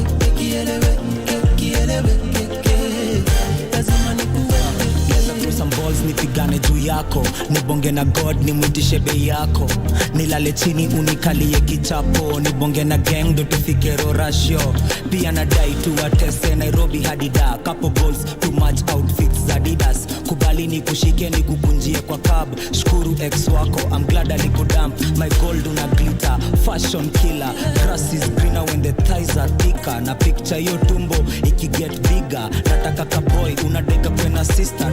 2 hours on a video call na we, we feel like a minute. Okay, the song is Romantic Call by Vijana Barubaru. It is one of the good songs, because they have many good songs. So this is just among the good songs that they have. Good morning, Kenya Entertainment Thursday continues, and I am joined by, well, I love this because it is a new thing. I'm also going to be learning on this particular interview because whatever they are doing is quite new.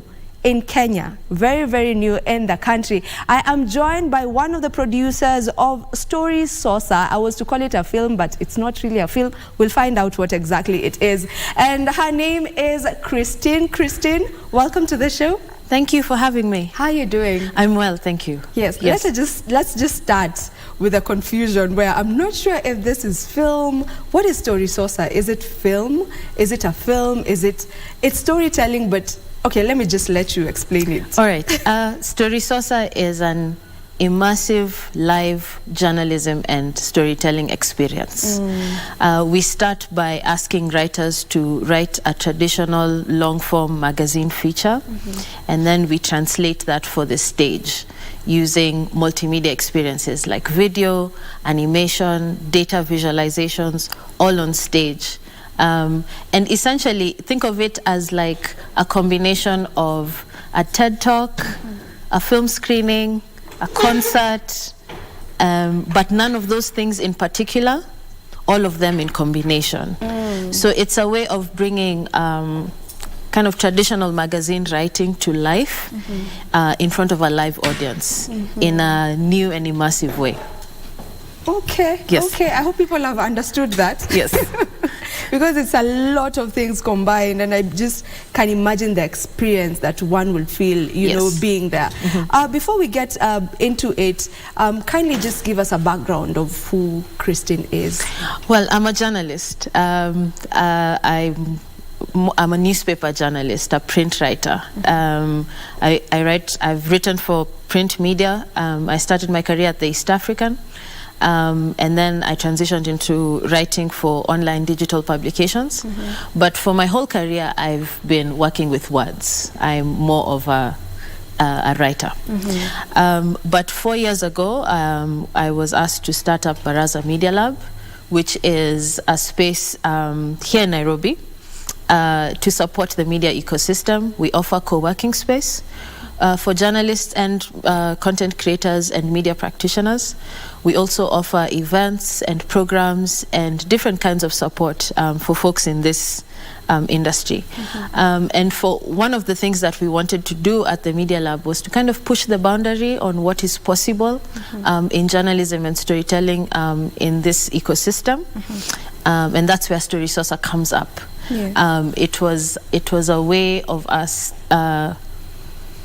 rethinking what could be possible for journalism and storytelling in the region, and so that's where the concept comes from. I'd want to get more into how you came up with the concept. Like, how did that thought come? You know, this is not something we see. This is not something we've seen. So how did that come about? Well, I would say that the Kenyan media ecosystem is really vibrant, and so a lot of these elements already existed in different pockets. Of course, we know that we have plays, we have film screenings, content creation is coming up. The industry is growing. It is. But about 5 years ago, I attended a show called Pop-Up Magazine in the US, which was kind of doing this kind of live journalism, a very new and innovative concept even there. And I just thought it would be amazing to try that in Nairobi. What they had was a stage and a writer reading through their story on stage, but there was a big screen behind them showing multimedia, showing video, animation, and essentially it was just like I've described, a way to bring magazine features to life in a new way, and especially in front of a live audience. I think the audience makes it quite exciting because you're actually doing something in real time in front of people, and you have a way of capturing their attention in a way that isn't possible using any other traditional media format. Why the name Story Saucer? Saucer, is it the same saucer ya nyongeza ugali? Exactly. It is the same. It is the same concept. One of our storytellers who's going to be performing over the weekend, actually, her name is Alea Kasam, wonderful theater artist and poet, writer, very talented. She's one of the first people that I shared this concept with. and she got it immediately. And she's actually the one who came up with the name. We threw around some names, and that one really stuck. And the reason is it's actually 6 stories in one night, so a little of everything in one night. And that's why we're calling it Story Sosa, because it's just like, you know, a taste of all kinds of different multimedia formats delivered in one evening of performances. Yeah, so 6 stories in one night. So when someone pays the ticket to go for the show, like I've paid to come for the show today, I'll be watching 6 stories? 6 stories in one night, yes. Wow. So we have, I'm going to be one of the storytellers. And we have 5 other performances, including Alea's. We have Wanjeri Gakuru, who is a journalist, but also with a lot of experience in writing for film. She has a story where she's going to be touching on mob justice and kind of Kenyans' attitudes towards that. I think something very relevant going by what is happening in the country right now. We have Lutivini Majanja, who is a writer. She's a lot more of like a kind of a long-form non-fiction writer. And she has a wonderful story about a special object in her family home and the story that it tells about her family. We have Paul Otieno. He's known as Paushinsky. He's actually a photographer. So he's going to do a live photo essay on stage. He's a product photographer, and he does a lot of like product advertising photography for clients. But he's going to do a story using photography on stage.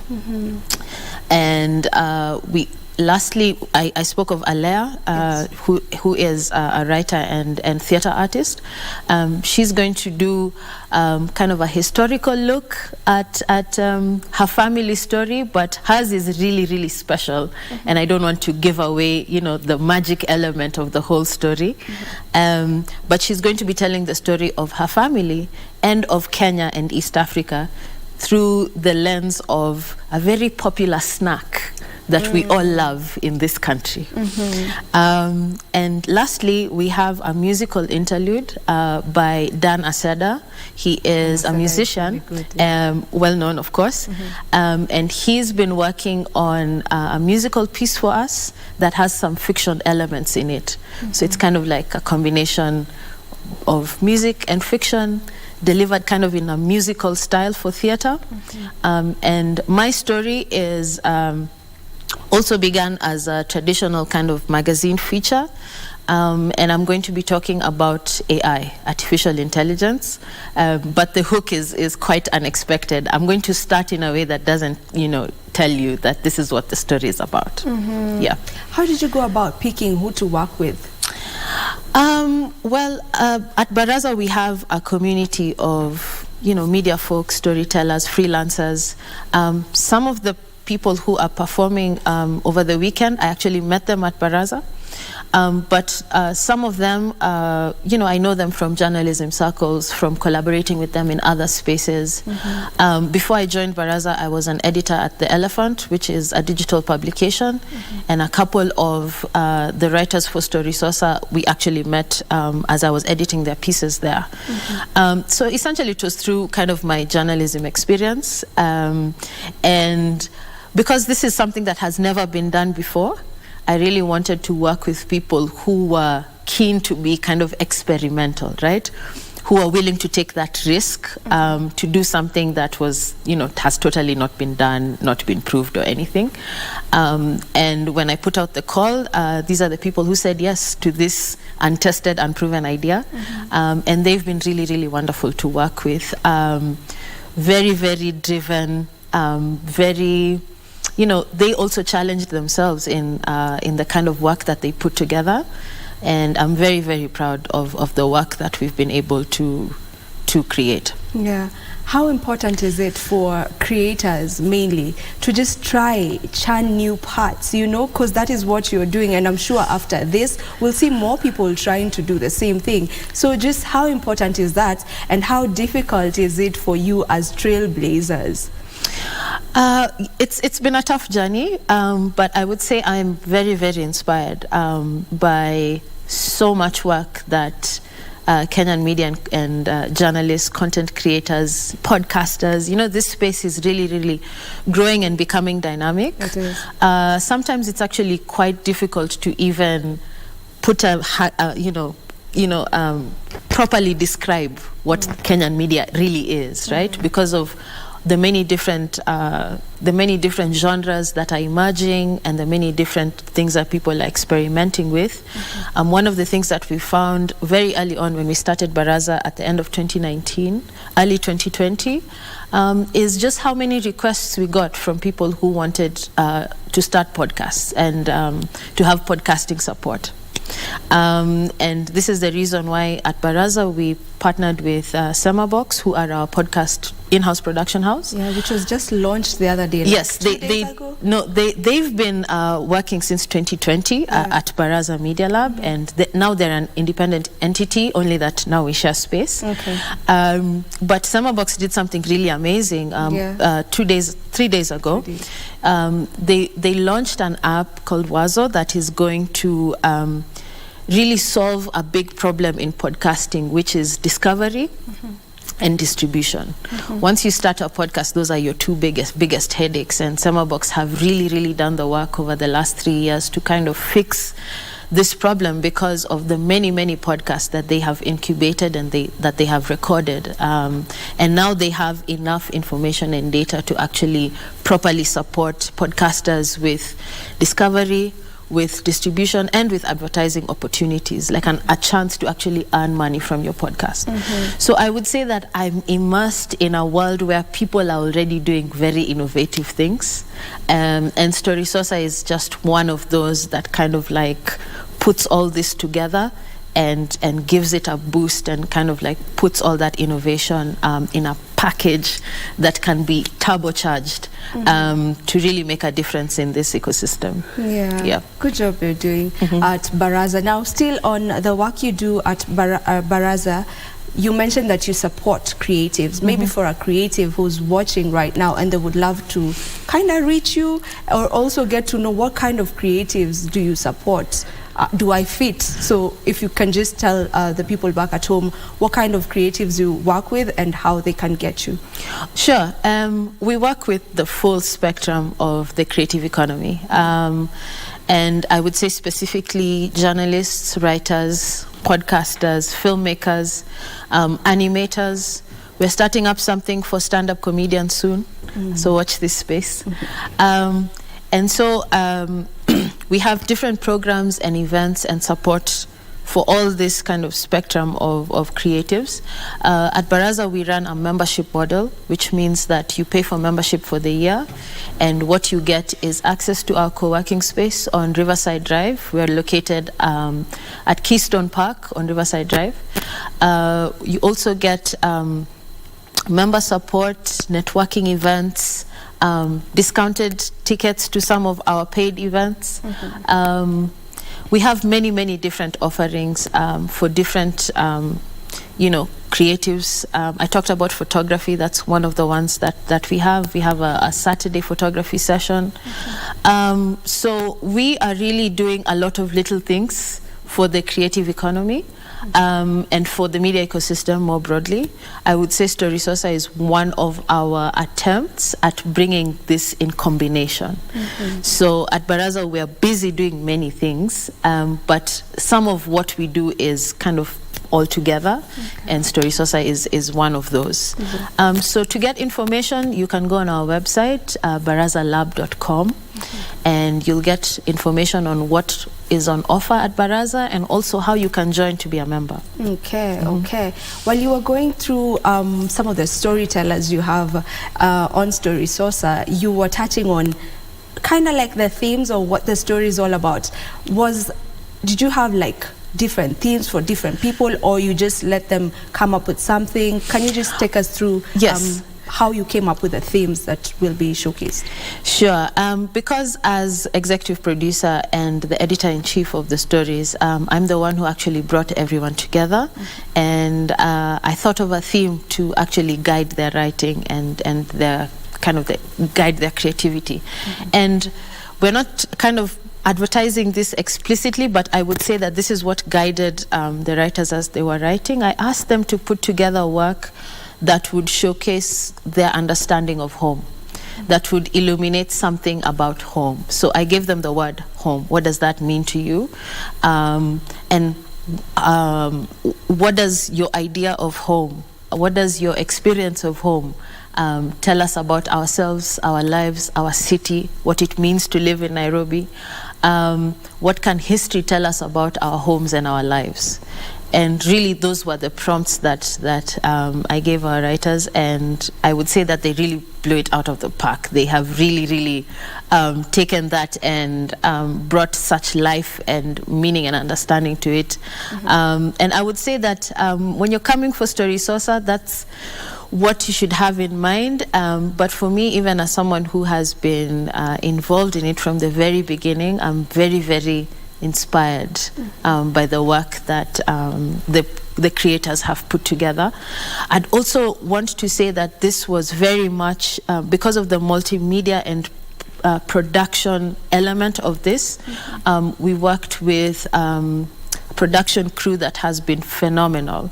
Our producer AJ Musira, who is hard at work right now, trying to bring in all the last elements of this. We have Tracy Wanjiru, who is also one of the assistant producers. And our show is directed by Mugambi Nthiga, who some of you may recognize. He is an award-winning actor, scriptwriter, director, improv comedian, has all these accolades behind him. And when I asked him to be the director for the show, I pitched this idea to him, and he got it immediately. And he has really been excellent in helping us, especially those of us among the cast who are, or among the storytellers who are more of like traditional writers. How do you actually present a story for stage? How do you learn to have that stage presence? We actually rewrote some of, after we had finished writing the stories, now we wrote them again for the stage. Like we had to rewrite them all over again now for stage performance. And Mugambi has just been wonderful in translating those stories for live production. Okay. You mentioned that Mugambi got it from the get-go, and so has did everyone else that you've just mentioned. Yes. Just how important is it to work with like-minded people, and the importance of working with people who get you, people who get whatever you're telling them? That has made it, part of working on this easy. I would say that we've been working on this actively for about 18 months, just over a year and a half now. When I say actively, I mean this team actually being brought together. For me, I've been working on this for 5 years. Thinking of the concept, refining it, getting support for it from different places. I would say that because all the elements of Story Sosa are already well known, what people got immediately is imagining what it would look like if they were brought together. The other thing that made it easy to communicate and to get people on board was, I think, I would say generally speaking, the Kenyan media industry and journalism in particular has been going through a very difficult time. A lot of financial pressures, a lot of layoffs in many different media houses, a very uncertain job situation. And so many people, many of us that I talked to about this idea were really just looking for something new, something different, something fresh. And so when we communicated this idea to them, that actually explains why they were right on it, because people are looking for something fresh. All right, we'll take a short break right now, but when we come back, we will be knowing where we can go to watch this particular storytelling event. I'm so used to film and all, but this is not film. This storytelling event by the name Story Sosa.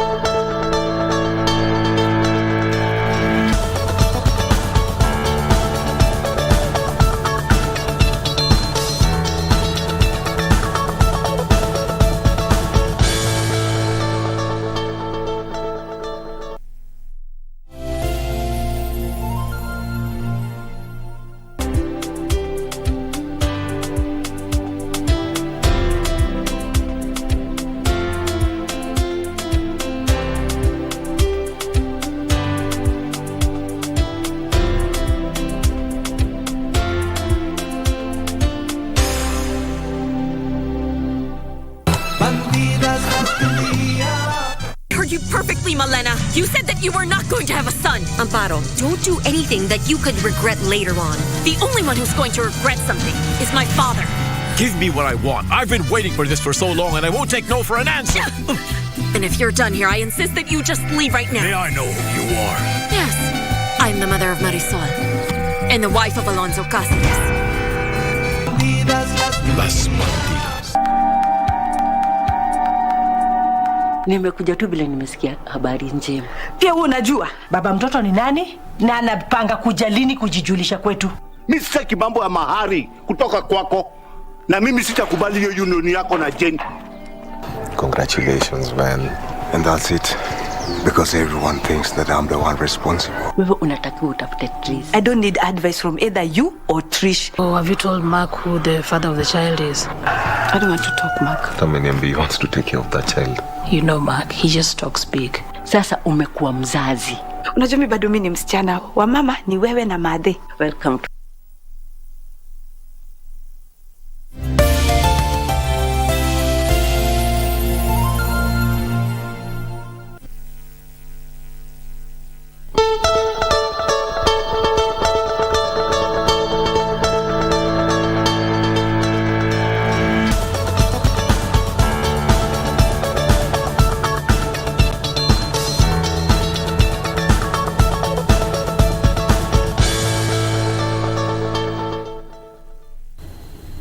Welcome back, and as you know, I have been joined by Christine, who is one of the producers of Story Saucer, which is a storytelling event that is set to happen. It is a new thing happening in the country, and they are the ones who are trailblazing on this. Now, Christine, there's something to do with about creatives. For the longest time, creatives in the country feel like or have felt like they haven't been appreciated, or they don't get appreciated enough when it comes to them getting their money, you know. Most feel like sometimes they are shortchanged and all, but there's something that Story Saucer is doing where the storytellers will be earning royalties on these particular stories that they are telling. Just fill me in on that. Sure. So Story Saucer is a live event, but we're also doing recordings of each of the stories while they're being presented on stage. And we want to experiment with two things. I started by saying it's an experimental format for actually delivering stories. But the other thing that we're experimenting with is with the business model, like you've said. How is it that we can kind of innovate on how creatives can possibly earn from their art.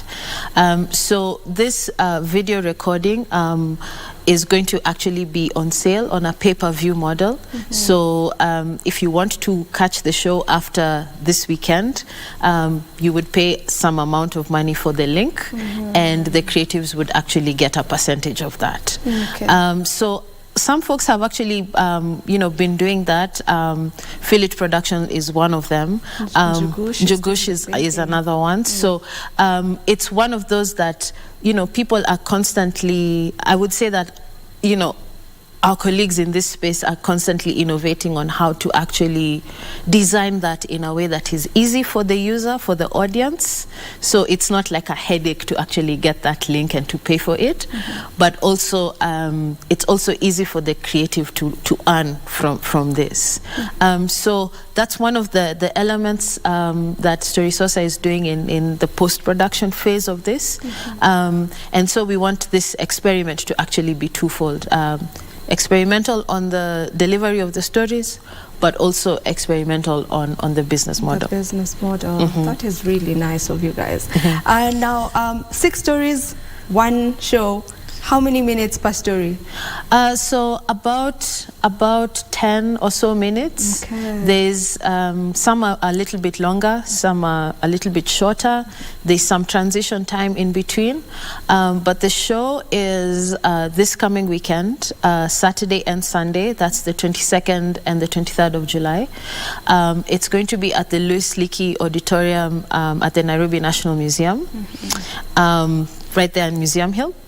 And the show starts at 6 p.m. But the doors open at 4:30. We'll have vendors on site. We'll have a nice pre-event, setup. Show starts at 6 p.m. And runs through till about 7:30.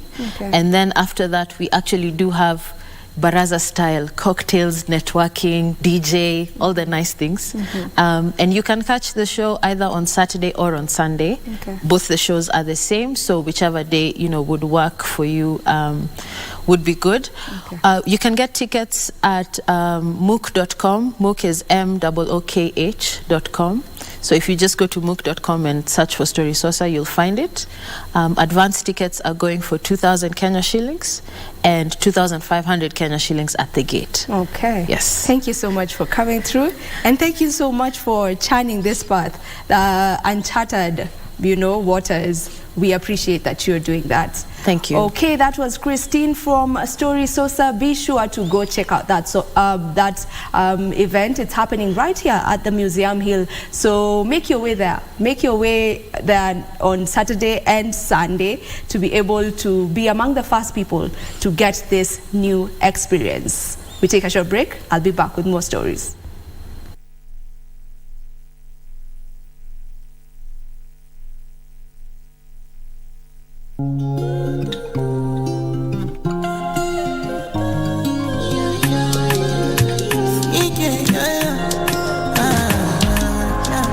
My baby, my Valentine. Yeah, now you do make it what temperature is. If you leave me a good time, I swear. You are like the oxygen I need to survive. I'll be honest.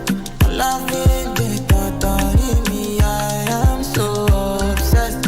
I want to chop your heart. Never did it back at this shit. Open up, make us feel love. Yeah, my love, one thing. We make it bad man.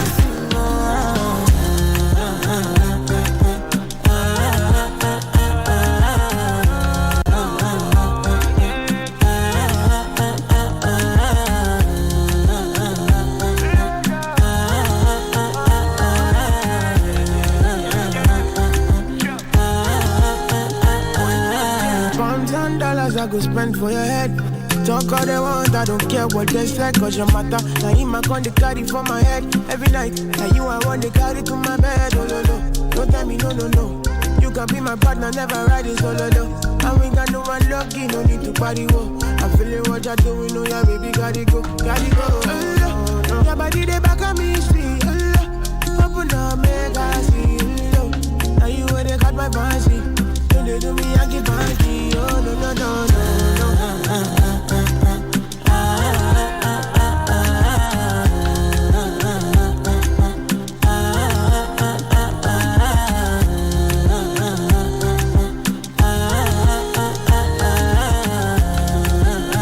They call me. I want to go, but you got me coming. Why should I be coming early in the morning? Oh yeah, shake it, make it send my money. Call me Mr. Bean, I go make you honey. Ay, give me, baby, make you give me. I go show you love and I go take you to my city. Don't need to make I look pretty. You won't make us. As I mentioned while I was beginning this show that today is going to be a versatile one, we had a secular artist that we talked to, that is Kid Ian. We also had Christine from Story Sosa, which is all about storytelling. And now I am joined by a gospel artist who goes by the name SP Deno. SP Deno, karibu sana. How are you feeling? Sauti imepotea kwani? Haijapotea, bado ipo. Oh, ipo sana. Nilikuwa nadhani baridi imefanya sauti ikaenda. Sauti kapotea. Sauti bado ipo. Kindly introduce yourself to us. Let the people know what exactly SB Deno does. Yes. Dennis Rioba Masiaga. My stage name is SB Deno. I'm a gospel minister and I do gospel music. And this is it. We deliver the message. And that is all what I does. And I also have a business young man. You're a businessman. Yeah. And you are into gospel music. Yes. Can you kindly tell us where you got this conviction to get into music? Like uliingiaje katika mziki? Okay. Mziki nilianza kitambo sana. nilianza nikiwa mtoto mchanga. Unajua kuna wale ambao wana discover unaweza kaimba na ndio wanakupele motivation. Mimi nilianza when I was in primary school.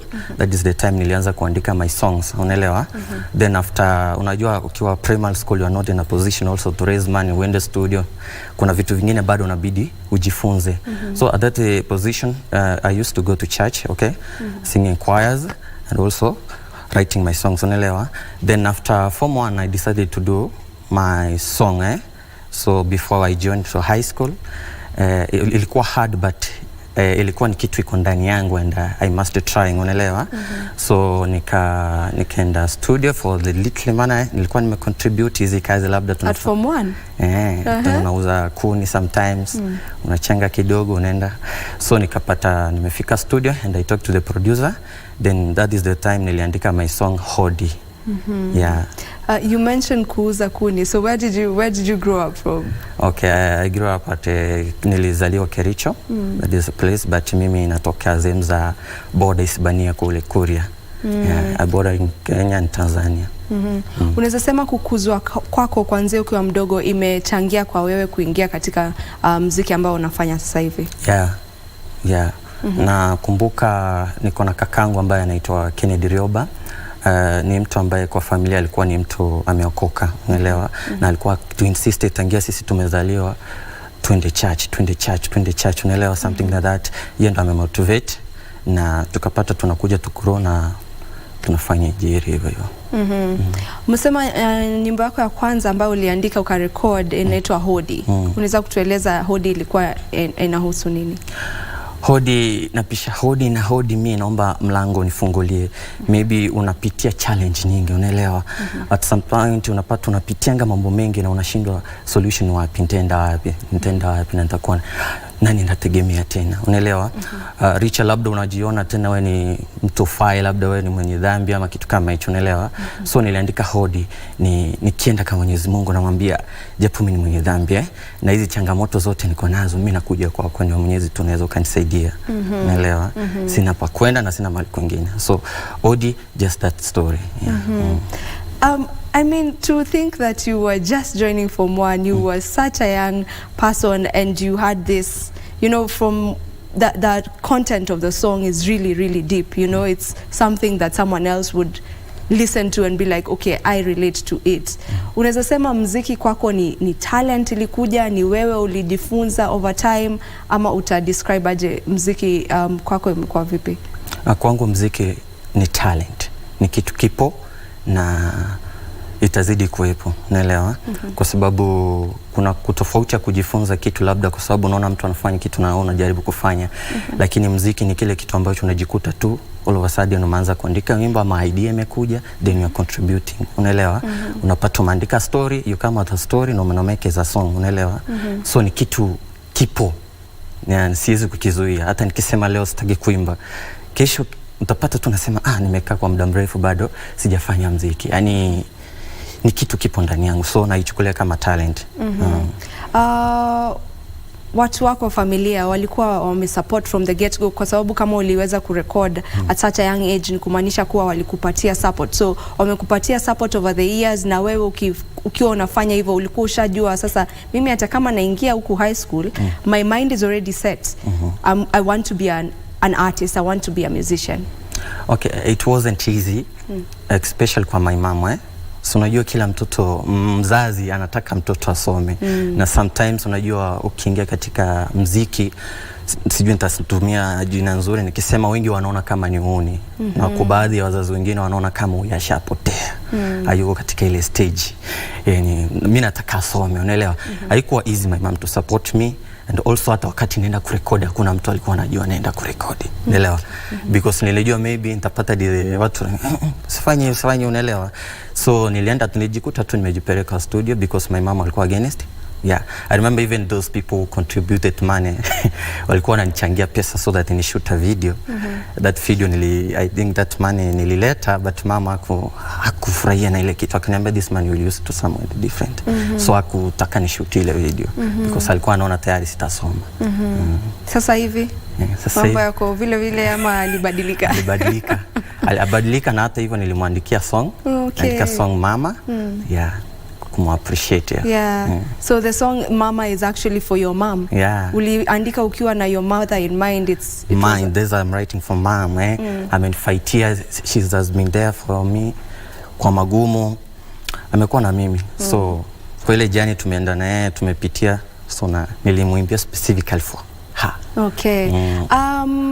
Your sound of music inaenda ku sound bongo like. Could you just get me into the kind of music that you do, genre yake, style yake? Okay. Ninaweza sema mimi ni mwasili wa kibongo. Mwasili wa kibongo inamaanisha mimi nimekaa sehemu ya bongo, unaelewa? And we normally do music mahali uko easy unaweza kufanya. Siwezi enda mahali ambapo niko complicated kufanya, unaelewa? And also music nafanya bongo gospel music, unaelewa? So ili ikuwe easy kwangu kudeliver the message na kuandika song, unaelewa? Hapo ndo mahali niko perfect. So siwezi jidanganya kufanya sehemu nyingine, labda I'm doing worship na worship name are not perfect, unaelewa? Siwezi nikafanya song worship, I can do it worship but in a different style. Okay. Yeah. So that people get to understand what we're talking about and the kind of music that you do. Situsikize Raha. Raha na Deka, and then we come back.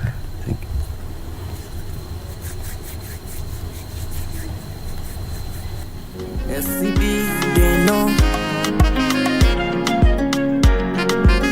We settle boys on the beat. Ni asubuhi tulivu kumekucha, umenipa nafasi nyingine ya kuishi baba.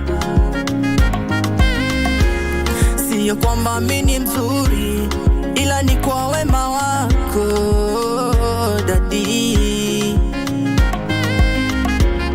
Sina lingine zaidi ya kusema asante. Sina lingine zaidi ya kusema asante. Nimempata rafiki, rafiki wa dhati. Nimempata tabibu, tabibu wa kweli. Sasa nadekeka, napendwa. Sasa nadekeka, napendwa.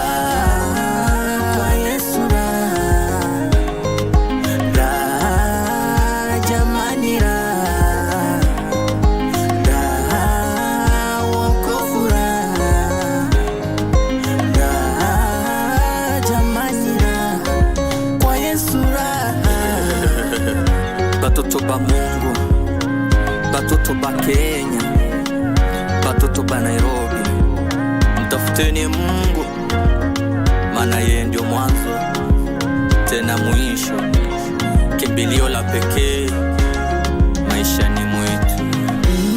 Tena Maulana usiniache, usiniache, kesho nitakuwa mgeni wa nani, wa nani. Nikitenda kinyume na mapenzi yako baba usisamehe. Okay, that is Raha na Deka by SB. They know. Now they know, where do you draw your inspiration from? Okay, reading these Bible studies. Okay, Bible studies. We normally have a program for Bible studies, and also kuna going through the challenge, maybe a story, maybe we can interact with people. They share these different stories, them testimonies. Okay, so that is where I'm getting inspired and writing songs, and also reading Bible sometimes. Sometimes even not even reading Bible, you can sit down and so idea comes from the mind and you write a song. Yeah. Who are some of the artists that you listen to? Okay, being Solomon Mkubwa, and also there's this Gospat and Guardian Angel, also Masika. Yeah. Okay.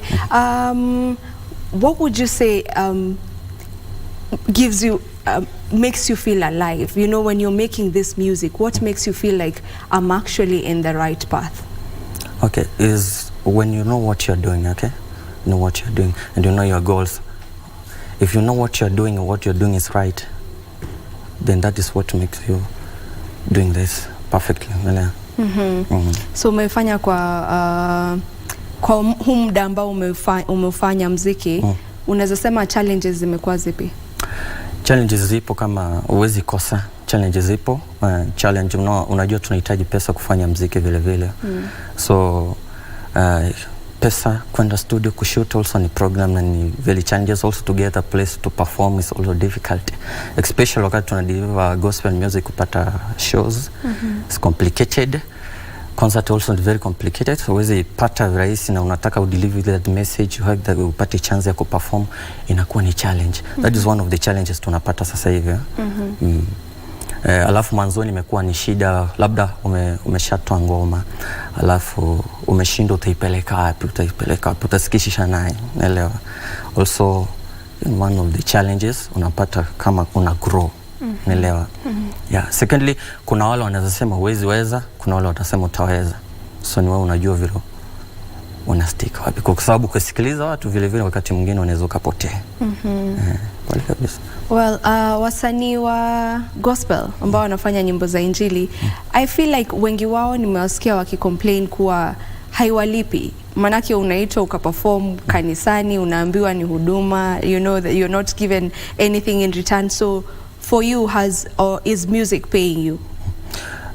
Siwezi sema inalipa vile kwa sababu unajua hii ni huduma na wakati umeitwa ni wito. Wakati umeitwa enda ubiri injili, utahubiri injili, utahubiria watu. Kwa kazi ya Mwenyezi Mungu haihitaji malipo kwanza, unaelewa. Wewe jitume, hakikisha umefanya kile kitu unafaa kufanya. That's most important. Kama pesa itakuja wakati wake, hauwezi ukakata vile vile. Na ikikata imekata. But how do you earn your daily bread? I mean, you need to eat, you need to pay rent, you need to, if this is solely what you're doing, hata kama ni huduma, how do you unajikimu kivipi? Okay, you have to look something else you can do. Okay, when unajua kuna the second thought, unaelewa, if this I pay, si tutaacha, but you have a family, you have to feed them, unaelewa, you have things, you have to find, utatafuta kazi ya kufanya. And that itakusaidia. Kama unajua really doing gospel music, unajua wakati umeingia kwa ministry, you don't expect to gain money. Wakati unaenda kwa church, uendani kwa church because unajua utapata mshahara huko. Unaelewa? Unaenda huko kwa sababu unajua umeenda kufanya, kudeliver message. Unaelewa? Yeah. So kama mimi nashauri kwa watu wa gospel, kama ni msanii una grow na unataka kuingia kwa gospel, don't think about money first. Ukifikiria about pesa utapotea. Unaelewa? Yeah. Alafu si unakuja tu kwa gospel because you need money ama because gospel inafanywa. Ni lazima ujue unaenda wapi na mahali unaelekea unaenda kufanya nini. Na nini nakutana nayo. Haya, kuna nyimbo ambayo umetoa, it's very new, it's called Marry Me. Well, tuambie kuhusu hii nyimbo, manake it's a bit different from your other songs kwa sababu sasa ile ni injili, ni Marry Me. Tuambie kuhusu Marry Me. Okay, Marry Me nimeandika because kuna idea labda maybe watu wananiambia can we do us a wedding song? Can you do us a wedding song tunaweza perform hata kwa church when we have weddings ama kitu kama hiyo. So I got that in mind, ni kitu nimekaa nayo kwa kichwa 1 year, okay, of which sikuwa ready kuifanya, but what do they keep on telling me, my fans do this, tuandike nyimbo ya tukifanya harusi tunaweza tukacheza, unaelewa. So yeah, niliandika tu a message, yeah, something like that. Nikaona wacha niwatendee haki. Okay. Watu wameipokea vipi? Wameipokea vizuri. Wameipokea vizuri sana. Napata message nyingi ananiambia keep going, umefanya kazi nzuri. Na nashukuru pia. Okay. Haya, asante sana kwa kuja. Tunashukuru. Sijui tutaenda na nyimbo gani? Nipokee ama Marry Me? Nipokee. Nipokee. Okay. Nipokee by SB Deno.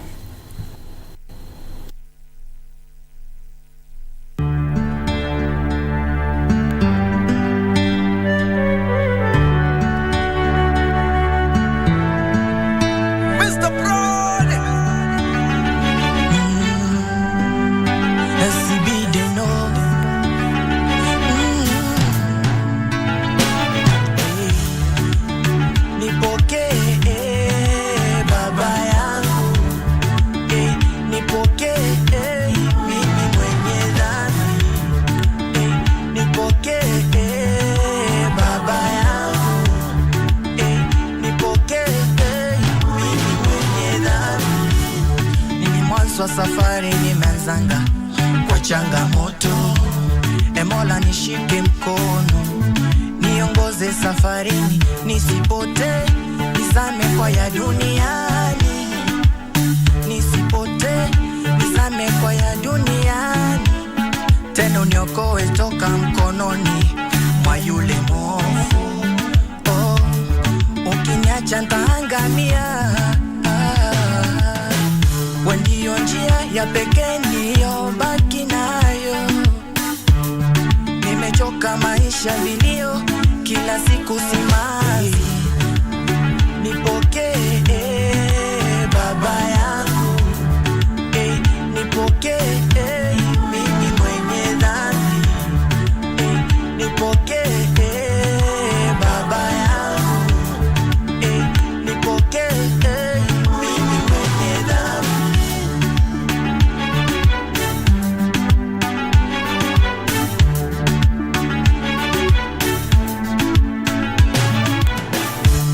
Ona tena leo isiwe kama jana, iyo kesho iwe promotion.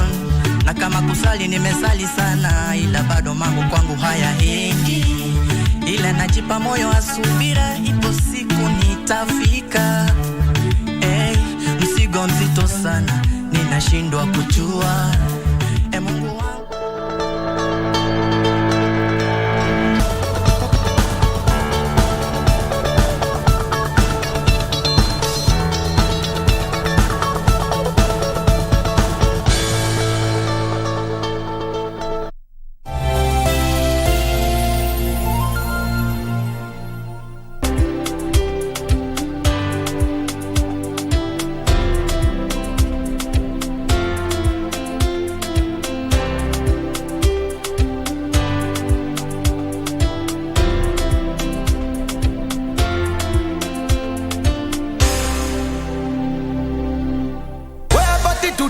I want to show them my attitude. Ya bwana, ni chuo kikuu cha burudani, mashavu. Sifika bei umechapa, kitambe meja utahata. Nyumbani kaumbea. Burudani. Twende tukacheze bango. Mama it takes two to tango. Na interview kali kutoka Pwani.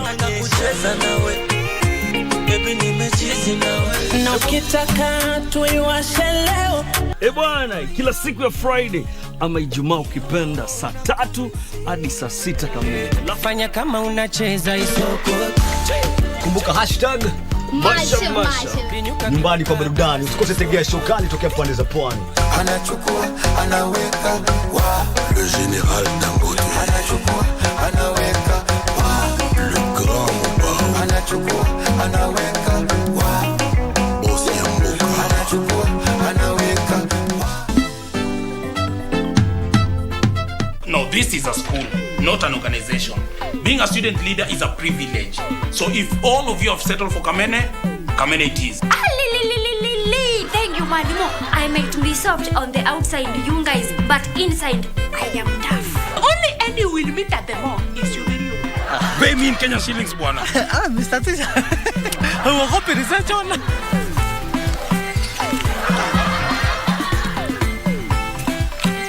are fine, Mr. Tisha.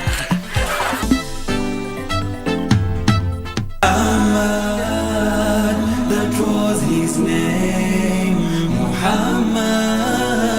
Tume kipenzi changu. Ameumba wanadamu na majini kwa sababu moja tu ambayo ni kumwabudu. Kuwaumba wanadamu na majini isipokuwa waniabudu mimi, yani Allah anasema, enyi watu muabuduni Mola wenu ambaye amewaombeni nyinyi na akaumba watu walioko kabla yenu ili mupate kumwogopa. You are the light, the guide of our life. You're the essence of beauty, the best of mankind.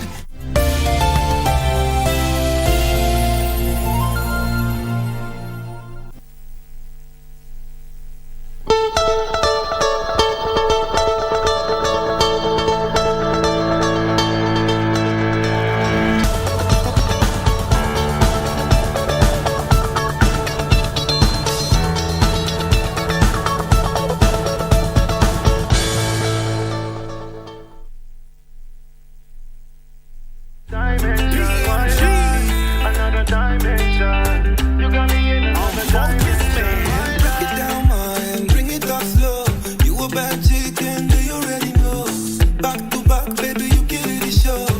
Worldwide Miss International. Switch it up on them, hitting on the low. Nobody messing with the flow. No stop, yeah. And you know she got her own. Worldwide Miss International. When you control me, control me. Oh, when you control, na na na. When you control me. Worldwide Miss International. Dimension. You got me in another dimension. Why lie? Another dimension. You got me in another dimension. Why lie? Dimension. You got me in another dimension. Why lie? Another dimension. You got me in another dimension. Why lie? If you wanna ginger, yeah. If you wanna chill with a winner, pull up on a nigga, nikuonyeshe maisha, yeah. Nitahakikisha usitofuliza. Anywhere you wanna be, baby, I'm ready to go.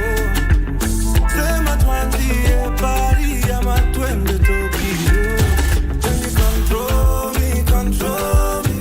Oh, when you control, na na na. When you control me.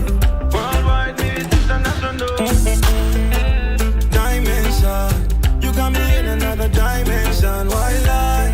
Another dimension. You got me in another dimension. Why lie? Dimension. You got me in another dimension. Why lie? Another dimension. You got me in another dimension. Why lie? Dimension. You got me in another dimension. Why lie? Another dimension.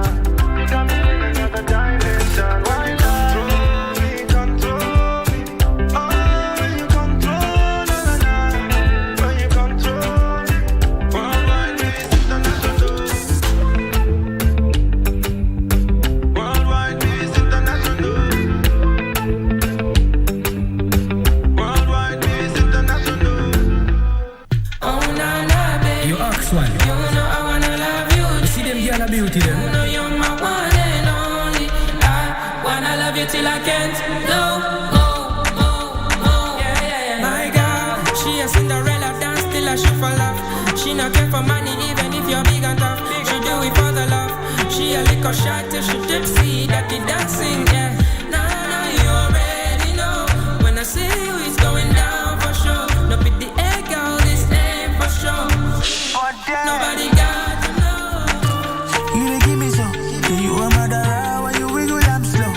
Everybody knows say yeah you pretty and cool. You dey light up the party be like rhythm and blues. Yeah, oh my God, yeah you got me in my feelings. Number one, yeah you be top feeling. Anytime I dey with you I feel like I'm a winner. For your mother baby girl, I be sinner. You dey tell me bang it like a stereo. Never ever see a kind type I dey tell you.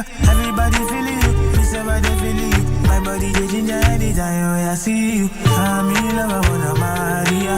My shemile shejo Maria. If you got the love, I make it better than Nina. No spend my career, na bega begina. Oh na na, baby. You know I wanna love you daily. You know you're my one and only. I wanna love you till I can no more. Oh na na, baby. You know I wanna love you daily. You know you're my one and only. I wanna love you till I can't no more. Don't let them fool you, them basic. Don't be scared to go crazy. Don't be scared to get comfortable. That you don't go mambo mango. Oh na na na na na na na. In Kenya continues, and I am joined by a beauty queen with her crown, by the way. Amekuja na crown yake, with a beauty queen as well as a beauty king. Beauty kings, by the way, mbona wapeangi crown? Ama wako nayo? Mbona wamevaa kofia? I have so many questions. Anyway, Mr. and Miss Birmingham, Kenya are in studio, Celestine and Richard. Welcome to the show. Thank you. Thank If I may begin with the queen, because they say ladies first. Yeah. Kindly tell us who Celestine is. My name is Terrell Celestine Chebet. I'm 21 years old from Kirinyaga University. I'm pursuing bachelor's degree in procurement and supply chain management. Yeah, and I love fashion. I love modeling. It's been a part of me for, I think, forever. Yeah, that's me. Okay, Richard. Yes. Yeah, thank you so much. My name is Richard Omondi. I'm a student at Grace University pursuing a bachelor's degree course in commerce, finance option. I love art, fashion and design, and that's why I'm here today. Yeah, I'm part of the modeling crew, part of the Mr. and Miss Birmingham Kenya, and I can say I'm glad to be crowned the new Mr. Birmingham Kenya 2023. Okay, I was nilikuwa nashindwa mbona wako na kofia mbona do males ever? I don't think males are wanapangwa crown. Yeah, sure. I have my crown. Yeah. A very big one. Yeah. Oh yeah, I was kind of confused. I think sijui naonanga crown ama siwaonangi. So where is yours? Oh, I didn't come with it. Ingechoma look. Part of my look today required me to have this. Okay, and it's matching with the. Exactly. Okay. So, if you may just give us a story of how you got into modeling. Where did it start? She said that she's modeled since forever. She will tell us her story, but I want to hear yours. Where did it start? Well, for me, when I got to campus, I loved fashion. Yeah, I loved looking good. I normally try to, I don't want people to tell my background by my looks. So I always do extra. So when I joined campus, in my first year, that was back in 2018, second year, then people were like, whenever I am, when I'm on the road, when I'm in church, when I'm in school, when I'm in class, people are like, everybody will just question, are you a model? Are you a fashion designer? Do you have a cloth line? Yeah, so this left me thinking, like, why is everyone always seeing me like a fashion designer, like a model? And by that time I didn't have a dream in modeling, or I didn't think of joining modeling industry. Yeah, but from that now, when I got to my third year, I thought maybe I should try this. If many people see this in me, maybe it's a potential or a talent that is hidden within me. So from there, that is when I started modeling. I trained, I joined the runway training. I did my catwalk training for like 2 years. Yeah, for like 2 years. Then on my second year, I tried my first runway. I thought it's time now to try and see what I've been training, if maybe I can get somewhere. And by good luck, that is how I went home with my first crown. That was for Mr. Grace University last year. Yeah. Okay, so you just got into it while you were in campus. There's something you mentioned, I feel like I should not let it slide. You said that you wanted to dress a type of way so that people don't judge you from where you come from. Is it that you had a tough background, or what did that mean? Yeah, sure. I've had a lot in the past. Yeah, I lost my mom in 2009. I lost my dad in 2003. So, after there, my grandparents took me.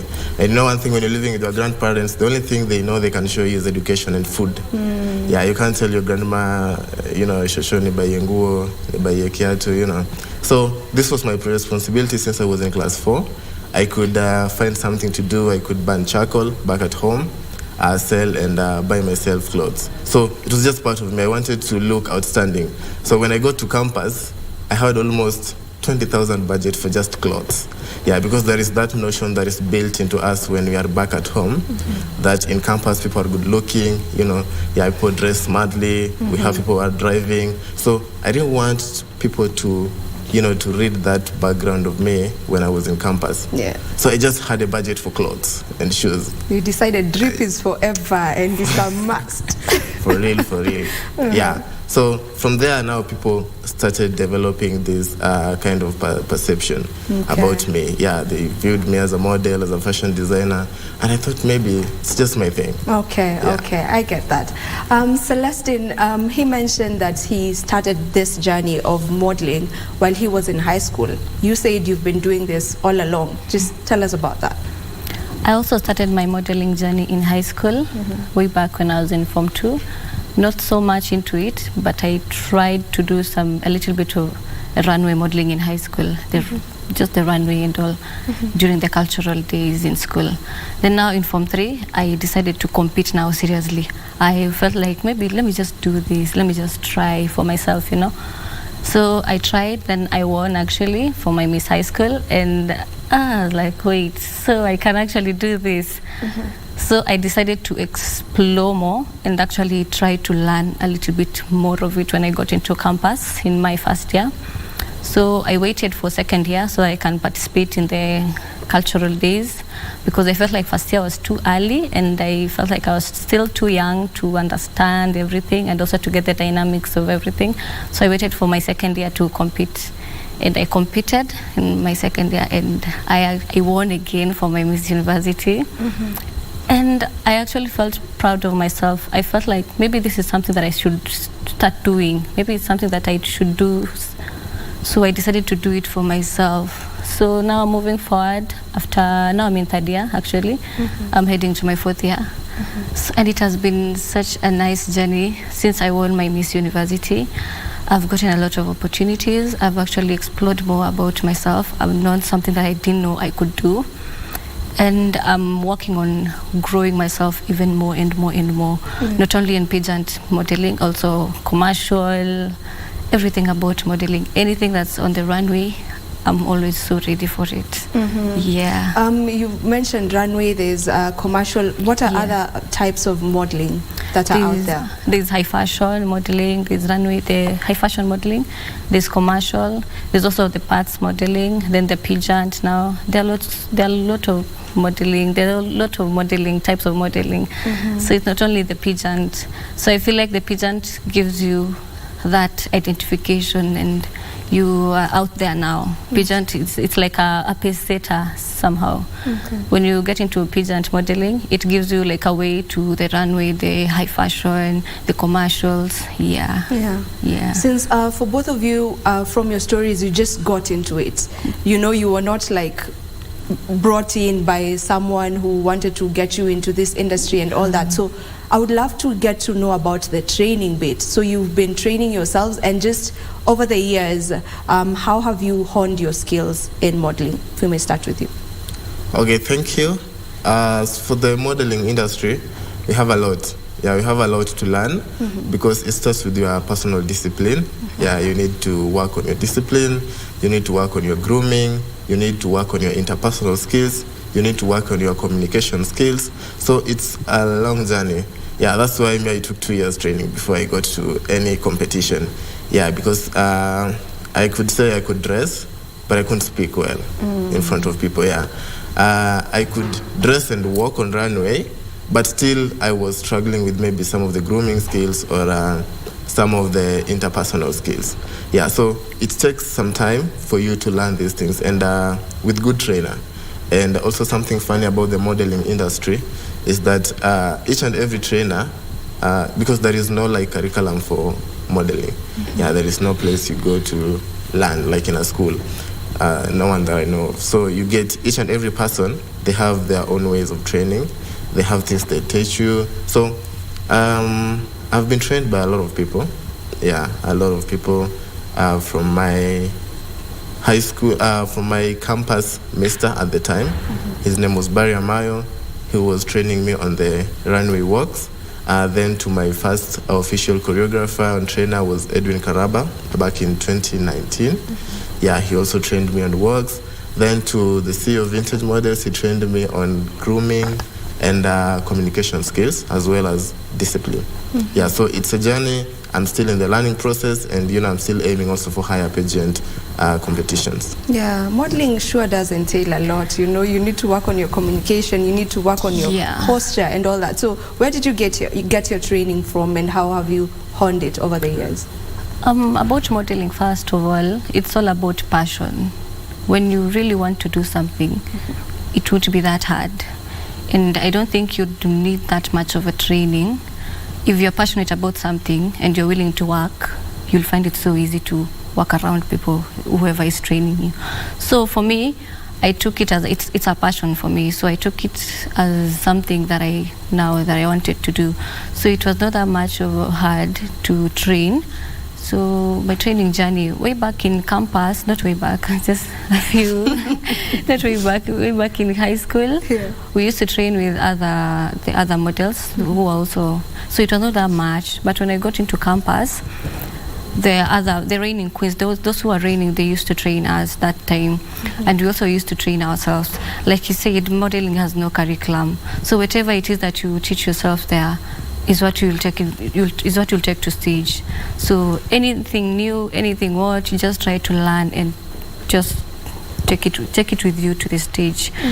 So right now, for Birmingham, we were trained by Edwin. Then we also have Desmond. So those have been my, let's say, my major trainers so far in my modeling career so far with the Mr. and Miss Birmingham. Yeah. Yeah. Now talk to me about Mr. and Miss Birmingham. What is it all about? If you may just start as well. Birmingham is about industrialization. I think it's about expansion in talents. You know, you know about industrialization. It's about growth actually. So that's all I know about Birmingham. Yeah. Yeah. So, what was the experience like for you being in this pageant?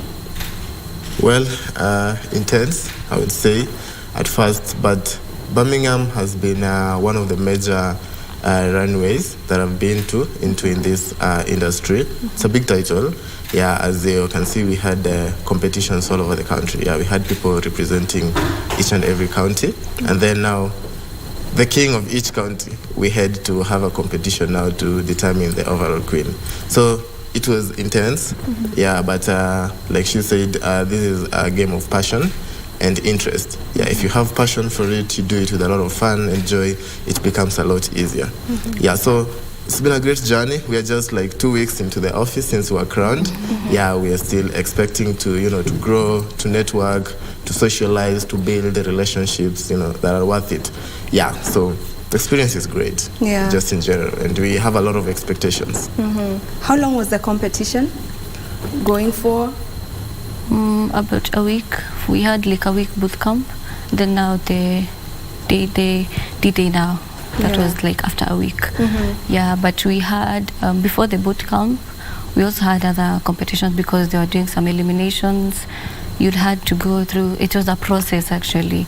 There were steps, to the last stages. Yes. I would love to know what happens at the boot camp. For someone who's never even heard of the word boot camp, maybe they don't even know what it entails. If you can just let us know what you guys go through, some of the things that you do at boot camps. All right. At the boot camp, okay, the main objectives or the main mission of the boot camps is always to develop a connection between the contestants. Yeah, we don't want to develop that bad negative energy when we're getting into the competition. So it's okay. The major reason is to develop your skills, the runway skills, and also to learn some things about your portfolio, about your grooming, about your discipline. But it also provides us with a platform to network, to interact, and for the team bonding activities and stuff. So what happens at the boot camp? One is the training. We also learn the stuff, things to do with portfolio management and stuff. We do some of the fitness and aerobics, also just for general body fitness. We also have fun. We play some games just for the team bonding and stuff. So there are a lot that happens in boot camp. And I can say in this industry, the best part of it is at the boot camp. Because if you have that passion and you go there with a positive mindset, you'll actually gain a lot during the boot camp than even the competition. Just that the competition, everybody wants to win, but the boot camp helps us to reduce that pressure. Yeah, the pressure that comes. Other than if you can just be picked from somewhere, then you're told that today you're going on the runway, you're going to compete. So if we develop those relationships within ourselves, it becomes a lot easier. Even if you're out of here, you get that you've developed 1 or 2 connections, you've grown your network, you've increased your inner cycle. Yeah, that's what happens to boot camp. Yeah, when you were getting into this competition, did you know you were going to win? Like, did you have a feeling this one is actually going to be mine? And yeah, just first answer that. No, because the first time, when actually, personally, let me speak for myself. When I got there, there were so many beautiful people. I was like, wow, I think this is it now. It's good to be in a competition. It's good to feel that pressure. It's good to feel that tension because nothing prepares you more than the pressure and the tension. So when I got there, I was like, oh, wow, so this is it now. There are so many beautiful people. I'm like, this is it now, so let's just do it. Let me just do it. Let me just see how far I can go. So I didn't expect to win. I honestly didn't expect to win. Everybody was so good. Everybody was really working hard. People were so disciplined. People really wanted it, and people were so into it. The friendships and everything that we created during the boot camp, it was all just pure. It was all pure, and everybody just wanted the best for everyone. So if you want the best for everyone, you cannot. Okay, you'll want the best for yourself, but you'll also want the best for someone else also. So it was like a fair game. We were all in the game, and we were just, whoever made the best person win, and we were just going to be happy for them. Yeah, everybody had the potential, they had the skills, they had everything. They just came with their A game. Yeah. Richard, did you think you were going to win? Well, for me, no. Because funny enough, I can say my growth in the modeling industry has been, the curve has just been rising. Yeah, because the first runway I was in was for Mr. Gretzer. From there I went to Mr. Thika, and then this was my third runway. So I went there to explore and learn. And even while we were at the boot camp, you could hear stories. We have people who have been into the modeling industry for 5 years, people who have stepped runways up to Mr. World, So funny enough, this was the only competition that I didn't get into with the mentality of winning. I went there for the exposure and to get myself ready. Yeah, I said, if this one slips, next year it's me and them. So I went there with that mindset of exposure. I didn't actually want to win because I thought it might not be easy. We have people who even went the same runway last year. This was their second time of trial. So I thought maybe they're far much better. Yeah, but please God. Here I am. Mungu ni nani? God did. Right now we will be taking a short break, but when we come back, they are going to be telling us what makes a good model. And I am sure maybe there have been some embarrassing moments in the process. Maybe wewe na heels, you are just getting started with them. Ushawai anguka on stage. We'll be finding that out when we come back.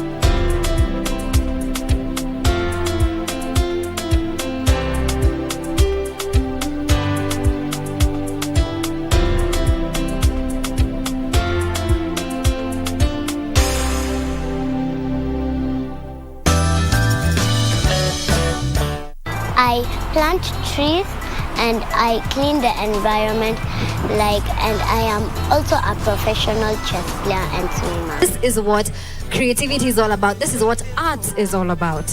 We find a small boy who went outside their house to explore, and he found, what something do you think he found? What is it all about? Innovation, creativity, and modernization. Watoto wapewe haki, wao pia ni binadamu. Give up, no I won't give in till I reach the end and then I'll start again. The stage is set for a showcase of global talent as Kenya hosts the World Rugby Under-20 Trophy for the second time from the 15th to 30th of July at the Nyayo National Stadium. This year's edition will see 8 teams battle over 4 match days for a place in the World Rugby Under-20 Championship in 2024. Catch the matches live on KBC Channel 1, your true sports partner. Kiswahili kitukuzwe. Vazi bora tunataka la heshima na nidhamu. Porojo zenu ondoa, hatutaki unafiki. Kwamba katika kufanikiwa maishani kwa mwanadamu tegemea masomo ya mtu. Ufanisi wa mtu unategemea masomo yake. Ufanisi wa mtu pia kutegemea yale mazingira ambayo anaishi. Nini maana ya kitawe? Neno lenye maana zaidi ya moja. neno lenye maana zaidi ya moja. Amepata makofi kwake. Pale ambapo utapata mwanafunzi amekuibia maazimio ya kazi, utafanyaje? Basi utatumia andao la funzo kuweza kujitayarisha kwa kile kipindi ambacho kinafuata. Shukran. Na ya Mungu muweza wa yote aliingia rohoni mwangu kanipa kutulia.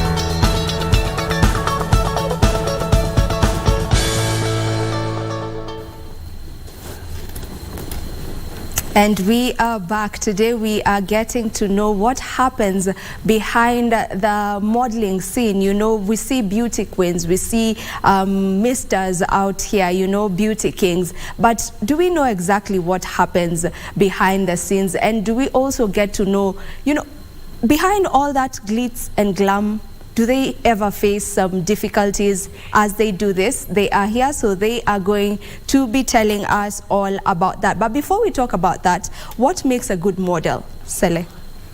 A good model. What makes a good model? Discipline.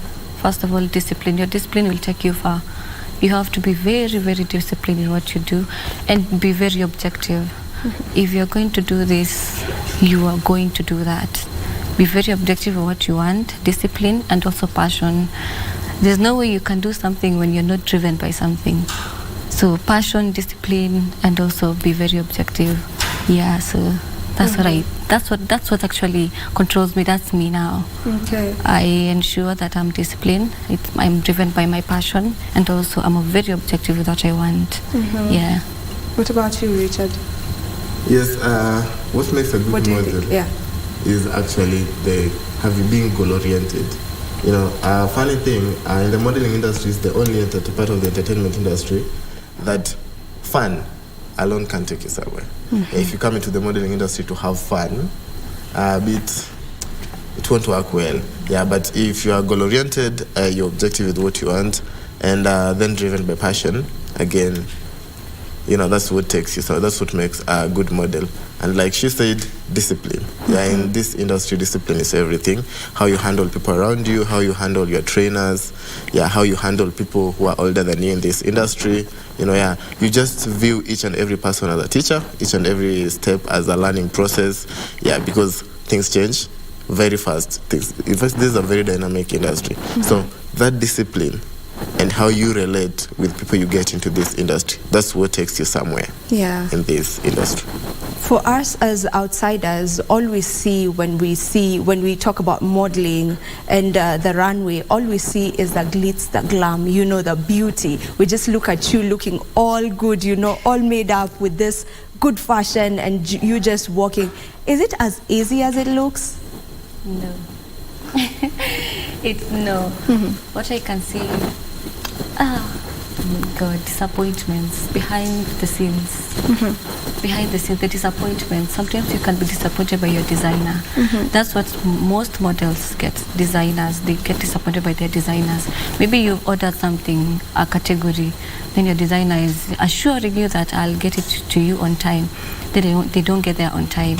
Now you have to put up something. You just have to come up with something. And that's a category as important as a creative category. That's something that you cannot put up in 2 minutes unless you're just going to give up the whole category. So disappointments mostly, and then also the tension actually. Most of the models, they get the tension. Before getting on stage, you get that anxiety. You start crying, you don't know how to deal with things. You're like, oh my God, I don't think I can do this. Then the tension gets into you, and you find that you cannot even handle the stage anymore. So, but I see most of the people, when they get on the runway, they actually control it, and they know how to work well with it. Yeah. Yeah, so it's not as easy as we look at it or as we perceive it to be. Yeah, sure. It's not easy. So you get, for a competition, you have a budget for even not less than 20,000. It's just that that's just a single competition, you know, because you want to be the best, you want to be the most outstanding on that stage. So the resources, it's a difficulty, it's a challenge that I think most models face today. Yeah, because now the world that we're living today, nowadays each and every person sees a source of income in everything. You know, before you could go to your friends and ask them for suits and stuff. Nowadays, even your friends, they'll tell you, how much are you giving me? Yeah, for my suit to be on that runway. You get. Yeah, so that is the main challenge you are facing. So that's your budget as models? That is the minimum. You can have if you're going to a runway, like for Mr. and Miss Birmingham, Kenya. That is for like approximately 4 or 5 categories. Yeah. Yeah, if you want to dress from head which are on your budget. to toe. That is on your budget. Okay. Yeah, that is part of your planning. So if you try to, you know, if you limit that, in a way you are trying to cut down the budget, kitakuramba. Kitakuramba, yeah, because you'll get somebody has invested 70,000 on a single runway, you know. And then you don't win. And then you don't win, you cry. Because now you have to, maybe let's say purchasing a dinner dress. Yeah. You know, you want to stand out. You want to stand out, You want definitely. to stand out, you want to look different, and you want to perform, you want to present something good. Of course, you'll go for something that's quality, and that's money.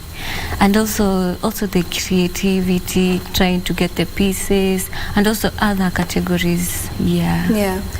Speaking of categories, there are many categories in on the runway, you know, on runway competitions, from formal wear, dinner wear, traditional wear, swimwear. Is there a category that you really don't like, maybe? Is there a category that you feel like, this category, maybe? Okay, for me, I'd say creativity. Because now creativity, you've made the creativity, now you're going to present it. It can either work out or not work out. It's just between the two. It's either yes or no. There's no in between. Because maybe you're working on a theme, then that theme you don't meet the requirements. Maybe the theme was about like at Birmingham we had industrial body health and mind. You're doing something out of the world. You've really created something good, but now you don't get to where you don't actually fit the expectations. You don't fit to what it was expected, you're expected to do. And you've really invested in that creativity. You've bought materials, and you know, creative, you have to like make something out of. You don't have, you're not supposed to use a cloth or something. You're supposed to use waste materials. So you can imagine getting all those waste materials, and then you don't meet the requirements. You don't meet the requirements for the creative, for that theme. So for me, creative is always a little bit but we try, we just move, we move. Yeah. Which one is the hurdle for you among the categories? Okay, me, I think I don't like Halloween. Oh, there's a Halloween category? There's a Halloween category. Whenever I see Halloween in an event, I don't like it. But I think creativity, I don't like it, because getting the makeup and stuff, you know, Halloween people always think the same. It's either Money Heist or, you know, those stuffs, Joker. You know, so to make something different is a bit difficult. You have to, you know, maybe spend a lot on the makeup and stuff. For the creativity, it's difficult, but that is now what defines you as a model. Yeah, it's what defines you, your creativity. Yeah, this is a creative and art industry. Okay. So creativity cuts across all the categories, be it swimwear. Everybody can come with a bikini on the stage. So what will make you outstanding? You know, be it dinner wear, everybody will come with a suit. So what will make your suit outstanding? So creativity, it cuts across, but now for that particular category, the difference is that you don't have to use fabrics. Yeah, you have to use waste materials. So sometimes, according to the theme now, you know, there are some themes. If themes is about climate action, it's a bit easier. If the theme is about mental health, you can figure out something. Yeah, when it comes now into industrialization or global warming, health and mind. yeah, you have to stretch a bit. You have to stretch a bit. So, but that's what makes you. So, what outfit did you have on in the creative category? In the creative category, yeah, for industrialization. I wish I could have the picture. I could have shown you. Yeah, but I tried to figure out something because from how I understand industrialization, it's all about innovation. Yeah, putting into other use the waste products so that we can also promote sustainability. So I tried. What products did you use? I use CDs. You know, CDs nowadays they don't. The CD, like the cassettes, they're not into usage nowadays. Yeah, they have been dubbed. So they just so I used that to create something, and then also I used the polythene papers. Okay. Now the rubber bands, to create something. What did you use, Stella? I worked with sewing materials. Like I did a Bridgerton inspired look, just the look, because I did a ball skirt made of measuring tapes, literally tape all measures, round tape measures, the long ones, all round, and then the corset top was made of buttons, and then my headpiece was some straws with some what do we call this the threads. The threads. I used the threads. So, and then the accessorizing with the zips, with the buttons. So, it was all about fashion and everything about sewing materials. Okay, you guys must have done well because you're here, you won. So you did good, right? Yeah. There's normally the Q&A session. Yes? Let's talk about that. What is the most difficult question maybe you've ever been asked while on stage, for that Q&A session, either in this particular competition or any other that you've participated in? What's the most difficult question that was posed to you and you were just like, hapa kitaniramba? There's a competition I went to, and I was asked 3 members that sits in the CRC committee for the climate action. So that was, I didn't even know one. But something nice about this industry, the Q&A, yes, they test your general knowledge, but again, they test your ability to address issues. If they ask you a question on that. So what I did, I just told them what I know about the CRC committee. You're not answering the question that you asked. We used to do that. I answer the question with my own question now, and then I answer my question. Just so they know. It's not like that I'm dumb. I know what we're talking about. It's just that I don't know these people. Yeah, sure. So I just told them what CRC does, and some of their achievements over the past years to impact the climate action and climate change. But for the individual, the specific names, I didn't have them at the time. Yeah. What's the most difficult question that was posed to you? For me, I don't want to say I've never been asked a difficult question, but for me, all the questions I've been asked, they have never been that particular like how these questions have been. I've never been asked like who is there or what is there, you get. I've just been asked like how can you deal with this and this in a certain area, like how can you work with this and this. All of my questions have been based on how can you deal. So that's all about how you understand things generally, and I've been able to answer according to my understanding of things. So like the Birmingham, I was asked if not you, who do you think should win this competition? So that's in such a question you're not supposed. It sounds like a trick question, No, but you're supposed to answer it in terms of you're supposed to stabilize it. You're not supposed to favor yourself and favor someone because everybody there is in a competition. Everybody is actually aiming for one thing. So everybody there is beautiful, knowledgeable, and they're good. They're all good at it. So you just try to answer it in terms of everybody here is good. So I don't want to pick out all of these people here. They're good. So that's how I answered it. Yeah. Okay. You mentioned something to do with nerves. People don't know that you get this nervousness every time before you walk on that runway.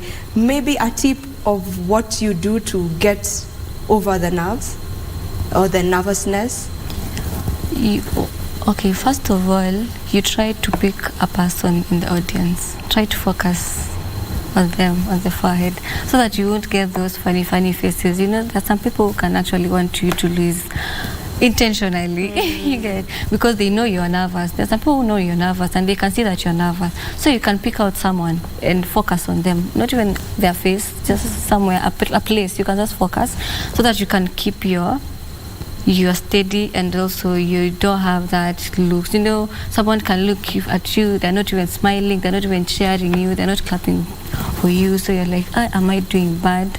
How am I performing? And you'll be discouraged. So that's how I mostly handle myself in stage. I just try to focus on something and I just do my thing and I get out of stage. Yeah. And you also talk to yourself. Call yourself a little meeting. You know, tell yourself that you can do this. If you've reached that far, you're on stage, so you are picked. Actually, you've been selected to do something. You deserve to be there. Yeah, you deserve to be there. If you're told that you're so good at it, it's like you're being told you're good at this. Show us what you can do. We believe in you. So if you tell yourself that and you convince yourself, I don't think that you will feel that ish to get into stage. Yeah, you'll be okay and you'll be good. Yeah. You've talked about looking at a particular person. Yeah. I remember when we were doing public speaking back in primary school, we used to be told, when you're there and there's this many people in the room, what you do, you look at their foreheads. Yes. Don't look at their eyes. Just look at their foreheads and do your thing. Because maybe someone is actually happy for you, but they just want to. Maybe they're even mesmerized by what you are doing. They're like, wow.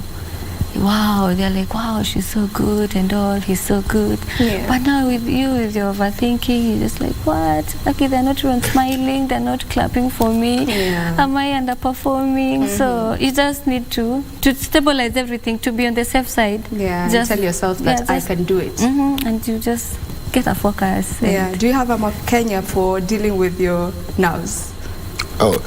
It's a funny thing. Normally when we're in trainings, we're normally told when you're on the backstage, just have fun.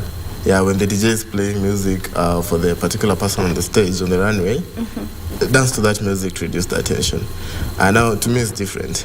I normally see that as my own time to meditate. So before I get into the runway, I don't talk. You don't talk to anyone? Yeah, I just deep breathe. Yeah, I just take in a deep breath and out. Then I get into the stage. But I can say also I trust my confidence. Nervousness, it's normal. Yeah, it just comes. However confident you are, it will come out. But the moment I take in a deep breath and out, then I get into the stage. Then my focus is always on the judges, maybe. Yeah, the fans, kidogo, I don't like engaging the fans because in that fans, there's somebody who brought in a whole lorry of fans. Yeah. Almost 100 people. And then there's you with your 5 people. You know, so the 100 people, they have 2 roles or 2 responsibilities there, to cheer that person and to demotivate the others. So if you focus on them, they'll demotivate you big time. So I am the prize. The people who are going to judge you, you are the people that I'm going to people focus are fair. on. Yeah. Yeah, Okay. so focus on them. All right. Either of you can answer this question. Have you ever had an embarrassing moment on stage where you fell? If you have, then you're the one to answer. For sure. I have. On my first runway, I fell. Yeah, I fell. The stage was a bit small, and it was my first runway. I was a lot tensed. So I went, I did my thing. Then when I was coming back, nilikuwa nimesign in the wrong side. So when I was to do the one step back, I fell. But good thing enough, I didn't fall down. And I nilishuka kwa stage.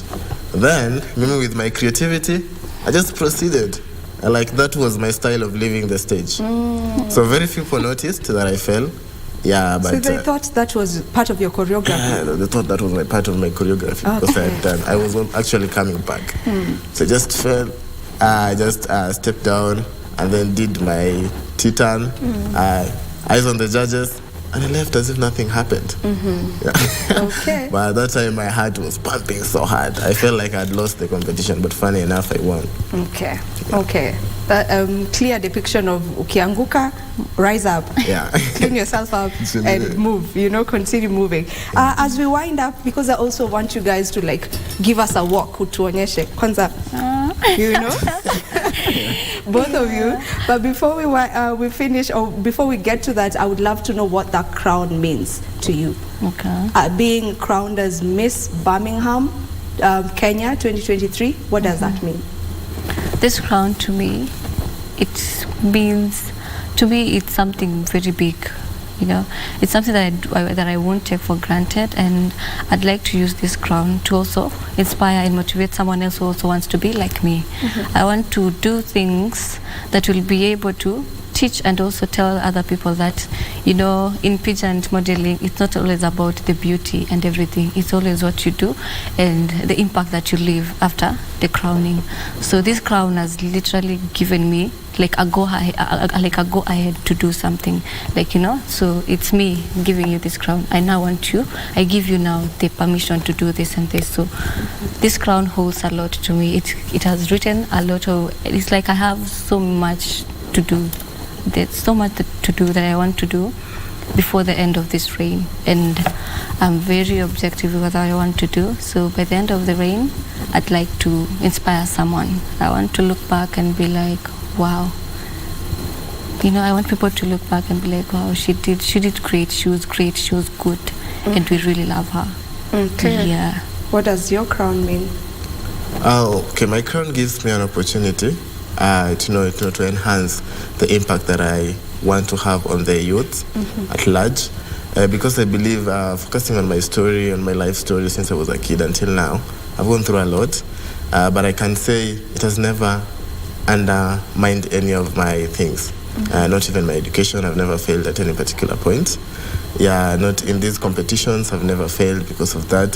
So I think I have a lot. There's something unique about me that I want a platform to share with the fellow youths. I want to leave that positive impact. So the things that I do, and also, you know, there's this notion that is developed into today's society, that you need school to do everything. But that is something I need to counter. I want to tell people that maybe you can begin with what you have at hand. Instead of waiting to graduate and get good jobs and stuff, there's more into that. There is something you can do. If you can draw, if you can model, if you can sing, there's something you can do with your talents. So I just want to focus on how I can create visibility and capacity building among the youth, the young generation. Because today, there's nothing. There's no jobs. There's no jobs. Look at me now. The people we did Form 4 with, but right now they see me like somebody really great, you know.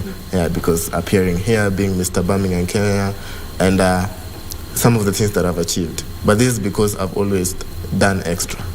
I've always done extra to improve, increase that visibility, and also to build my capacity and build networks and relationships. So I just want to impact the youth at large. I help them build their visibility and just live by the notion that I am because you are, and they are because I am. I'm here because of someone, and I believe somebody will be here because of me. Okay, good way to end. Sasa tupatie that winning walk, the walk that made you guys be crowned. You can just stand. We have the walk. I guess that's your camera one, right? Camera one. Unaweza songea tu hapo, and then we do it. We do it. We get the winning walk. Sijui kama mtaekewa ngoma ama you will just play a song on your mind. My crown is not it's a little bit shaky. It's a bit shaky. You can remove it if it's shaky. You just do the walk without it.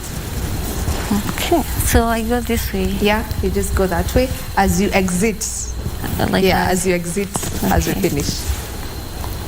Okay, go.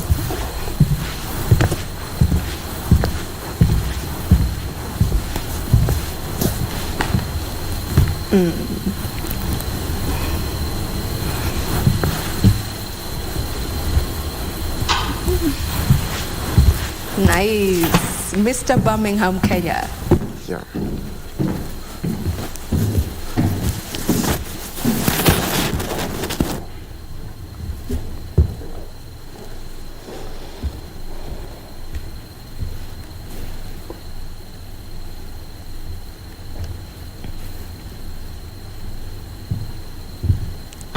And that's And that is how they exit the stage right here. That was Mr. and Miss Birmingham, Kenya 2023 with their winning walks. Now we have come to the end of the show. We appreciate each and every one of you that has been tuned in from the beginning when we started at 6 up till now at 9:45. See you next week. Bye-bye.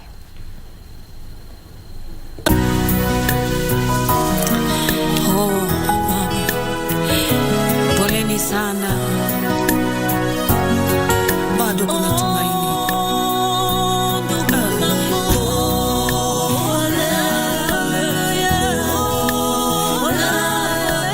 Mungu awape nguvu tena.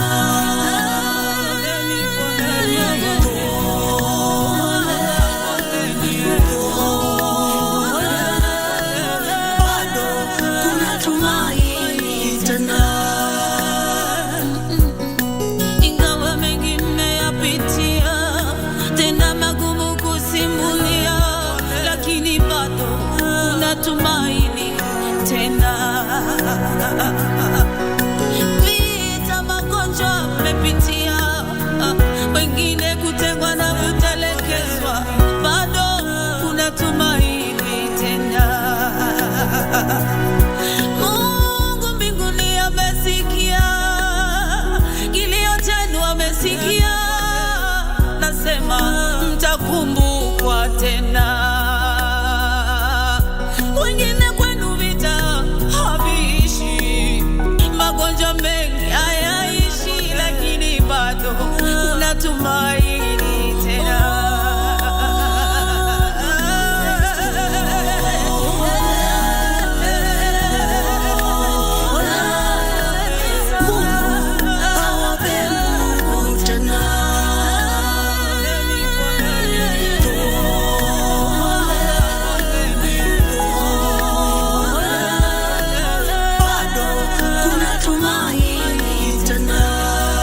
Tarehe 7 mwezi wa 8 98, wengine wetu tuliumia kwa bomu na wengine wetu waliaga.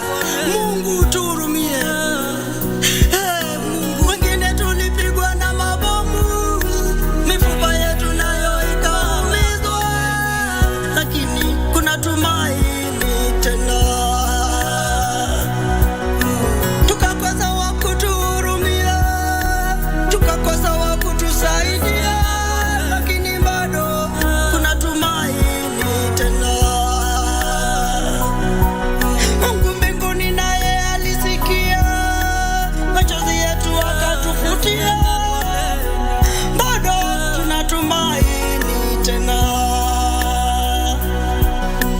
Mungu kwetu bado anaishi, Mungu kwetu bado ni Baba, bado kuna tumaini tena.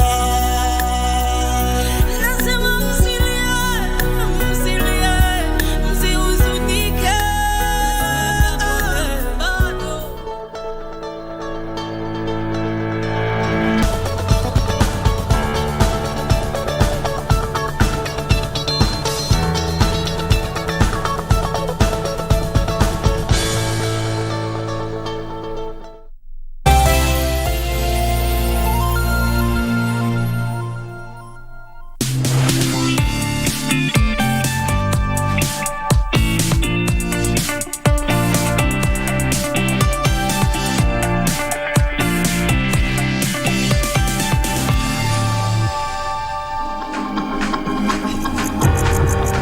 A very warm welcome to a new special edition of Check-In. Nicole Fröhlich shows us her favourites for a trip to Germany. 3 destinations that have particularly impressed her. First we go to the North Sea and first place for the vacation island of Sylt.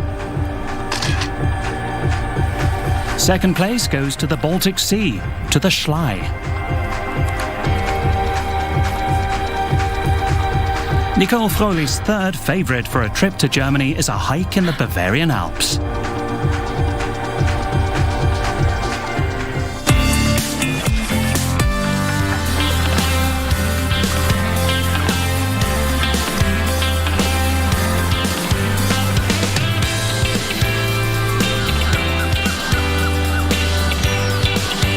Let's start on the island of Sylt.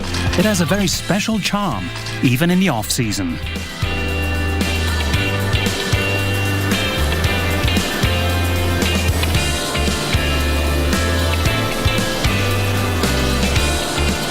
Here in Westerland is where Sylt's role as a vacation hotspot began. The island has been a magnet for tourists since the mid-19th century.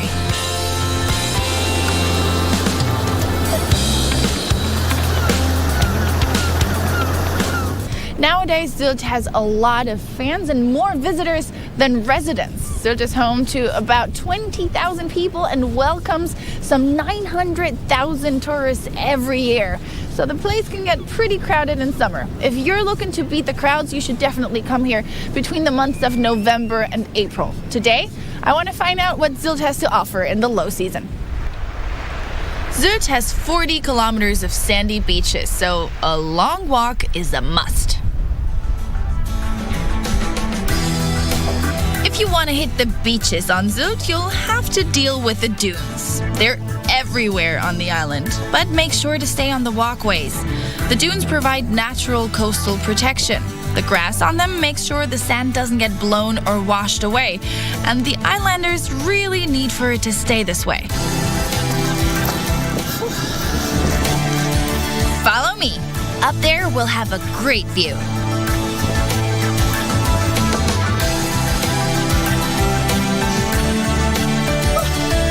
The Dune is the island's highest point at 52 meters.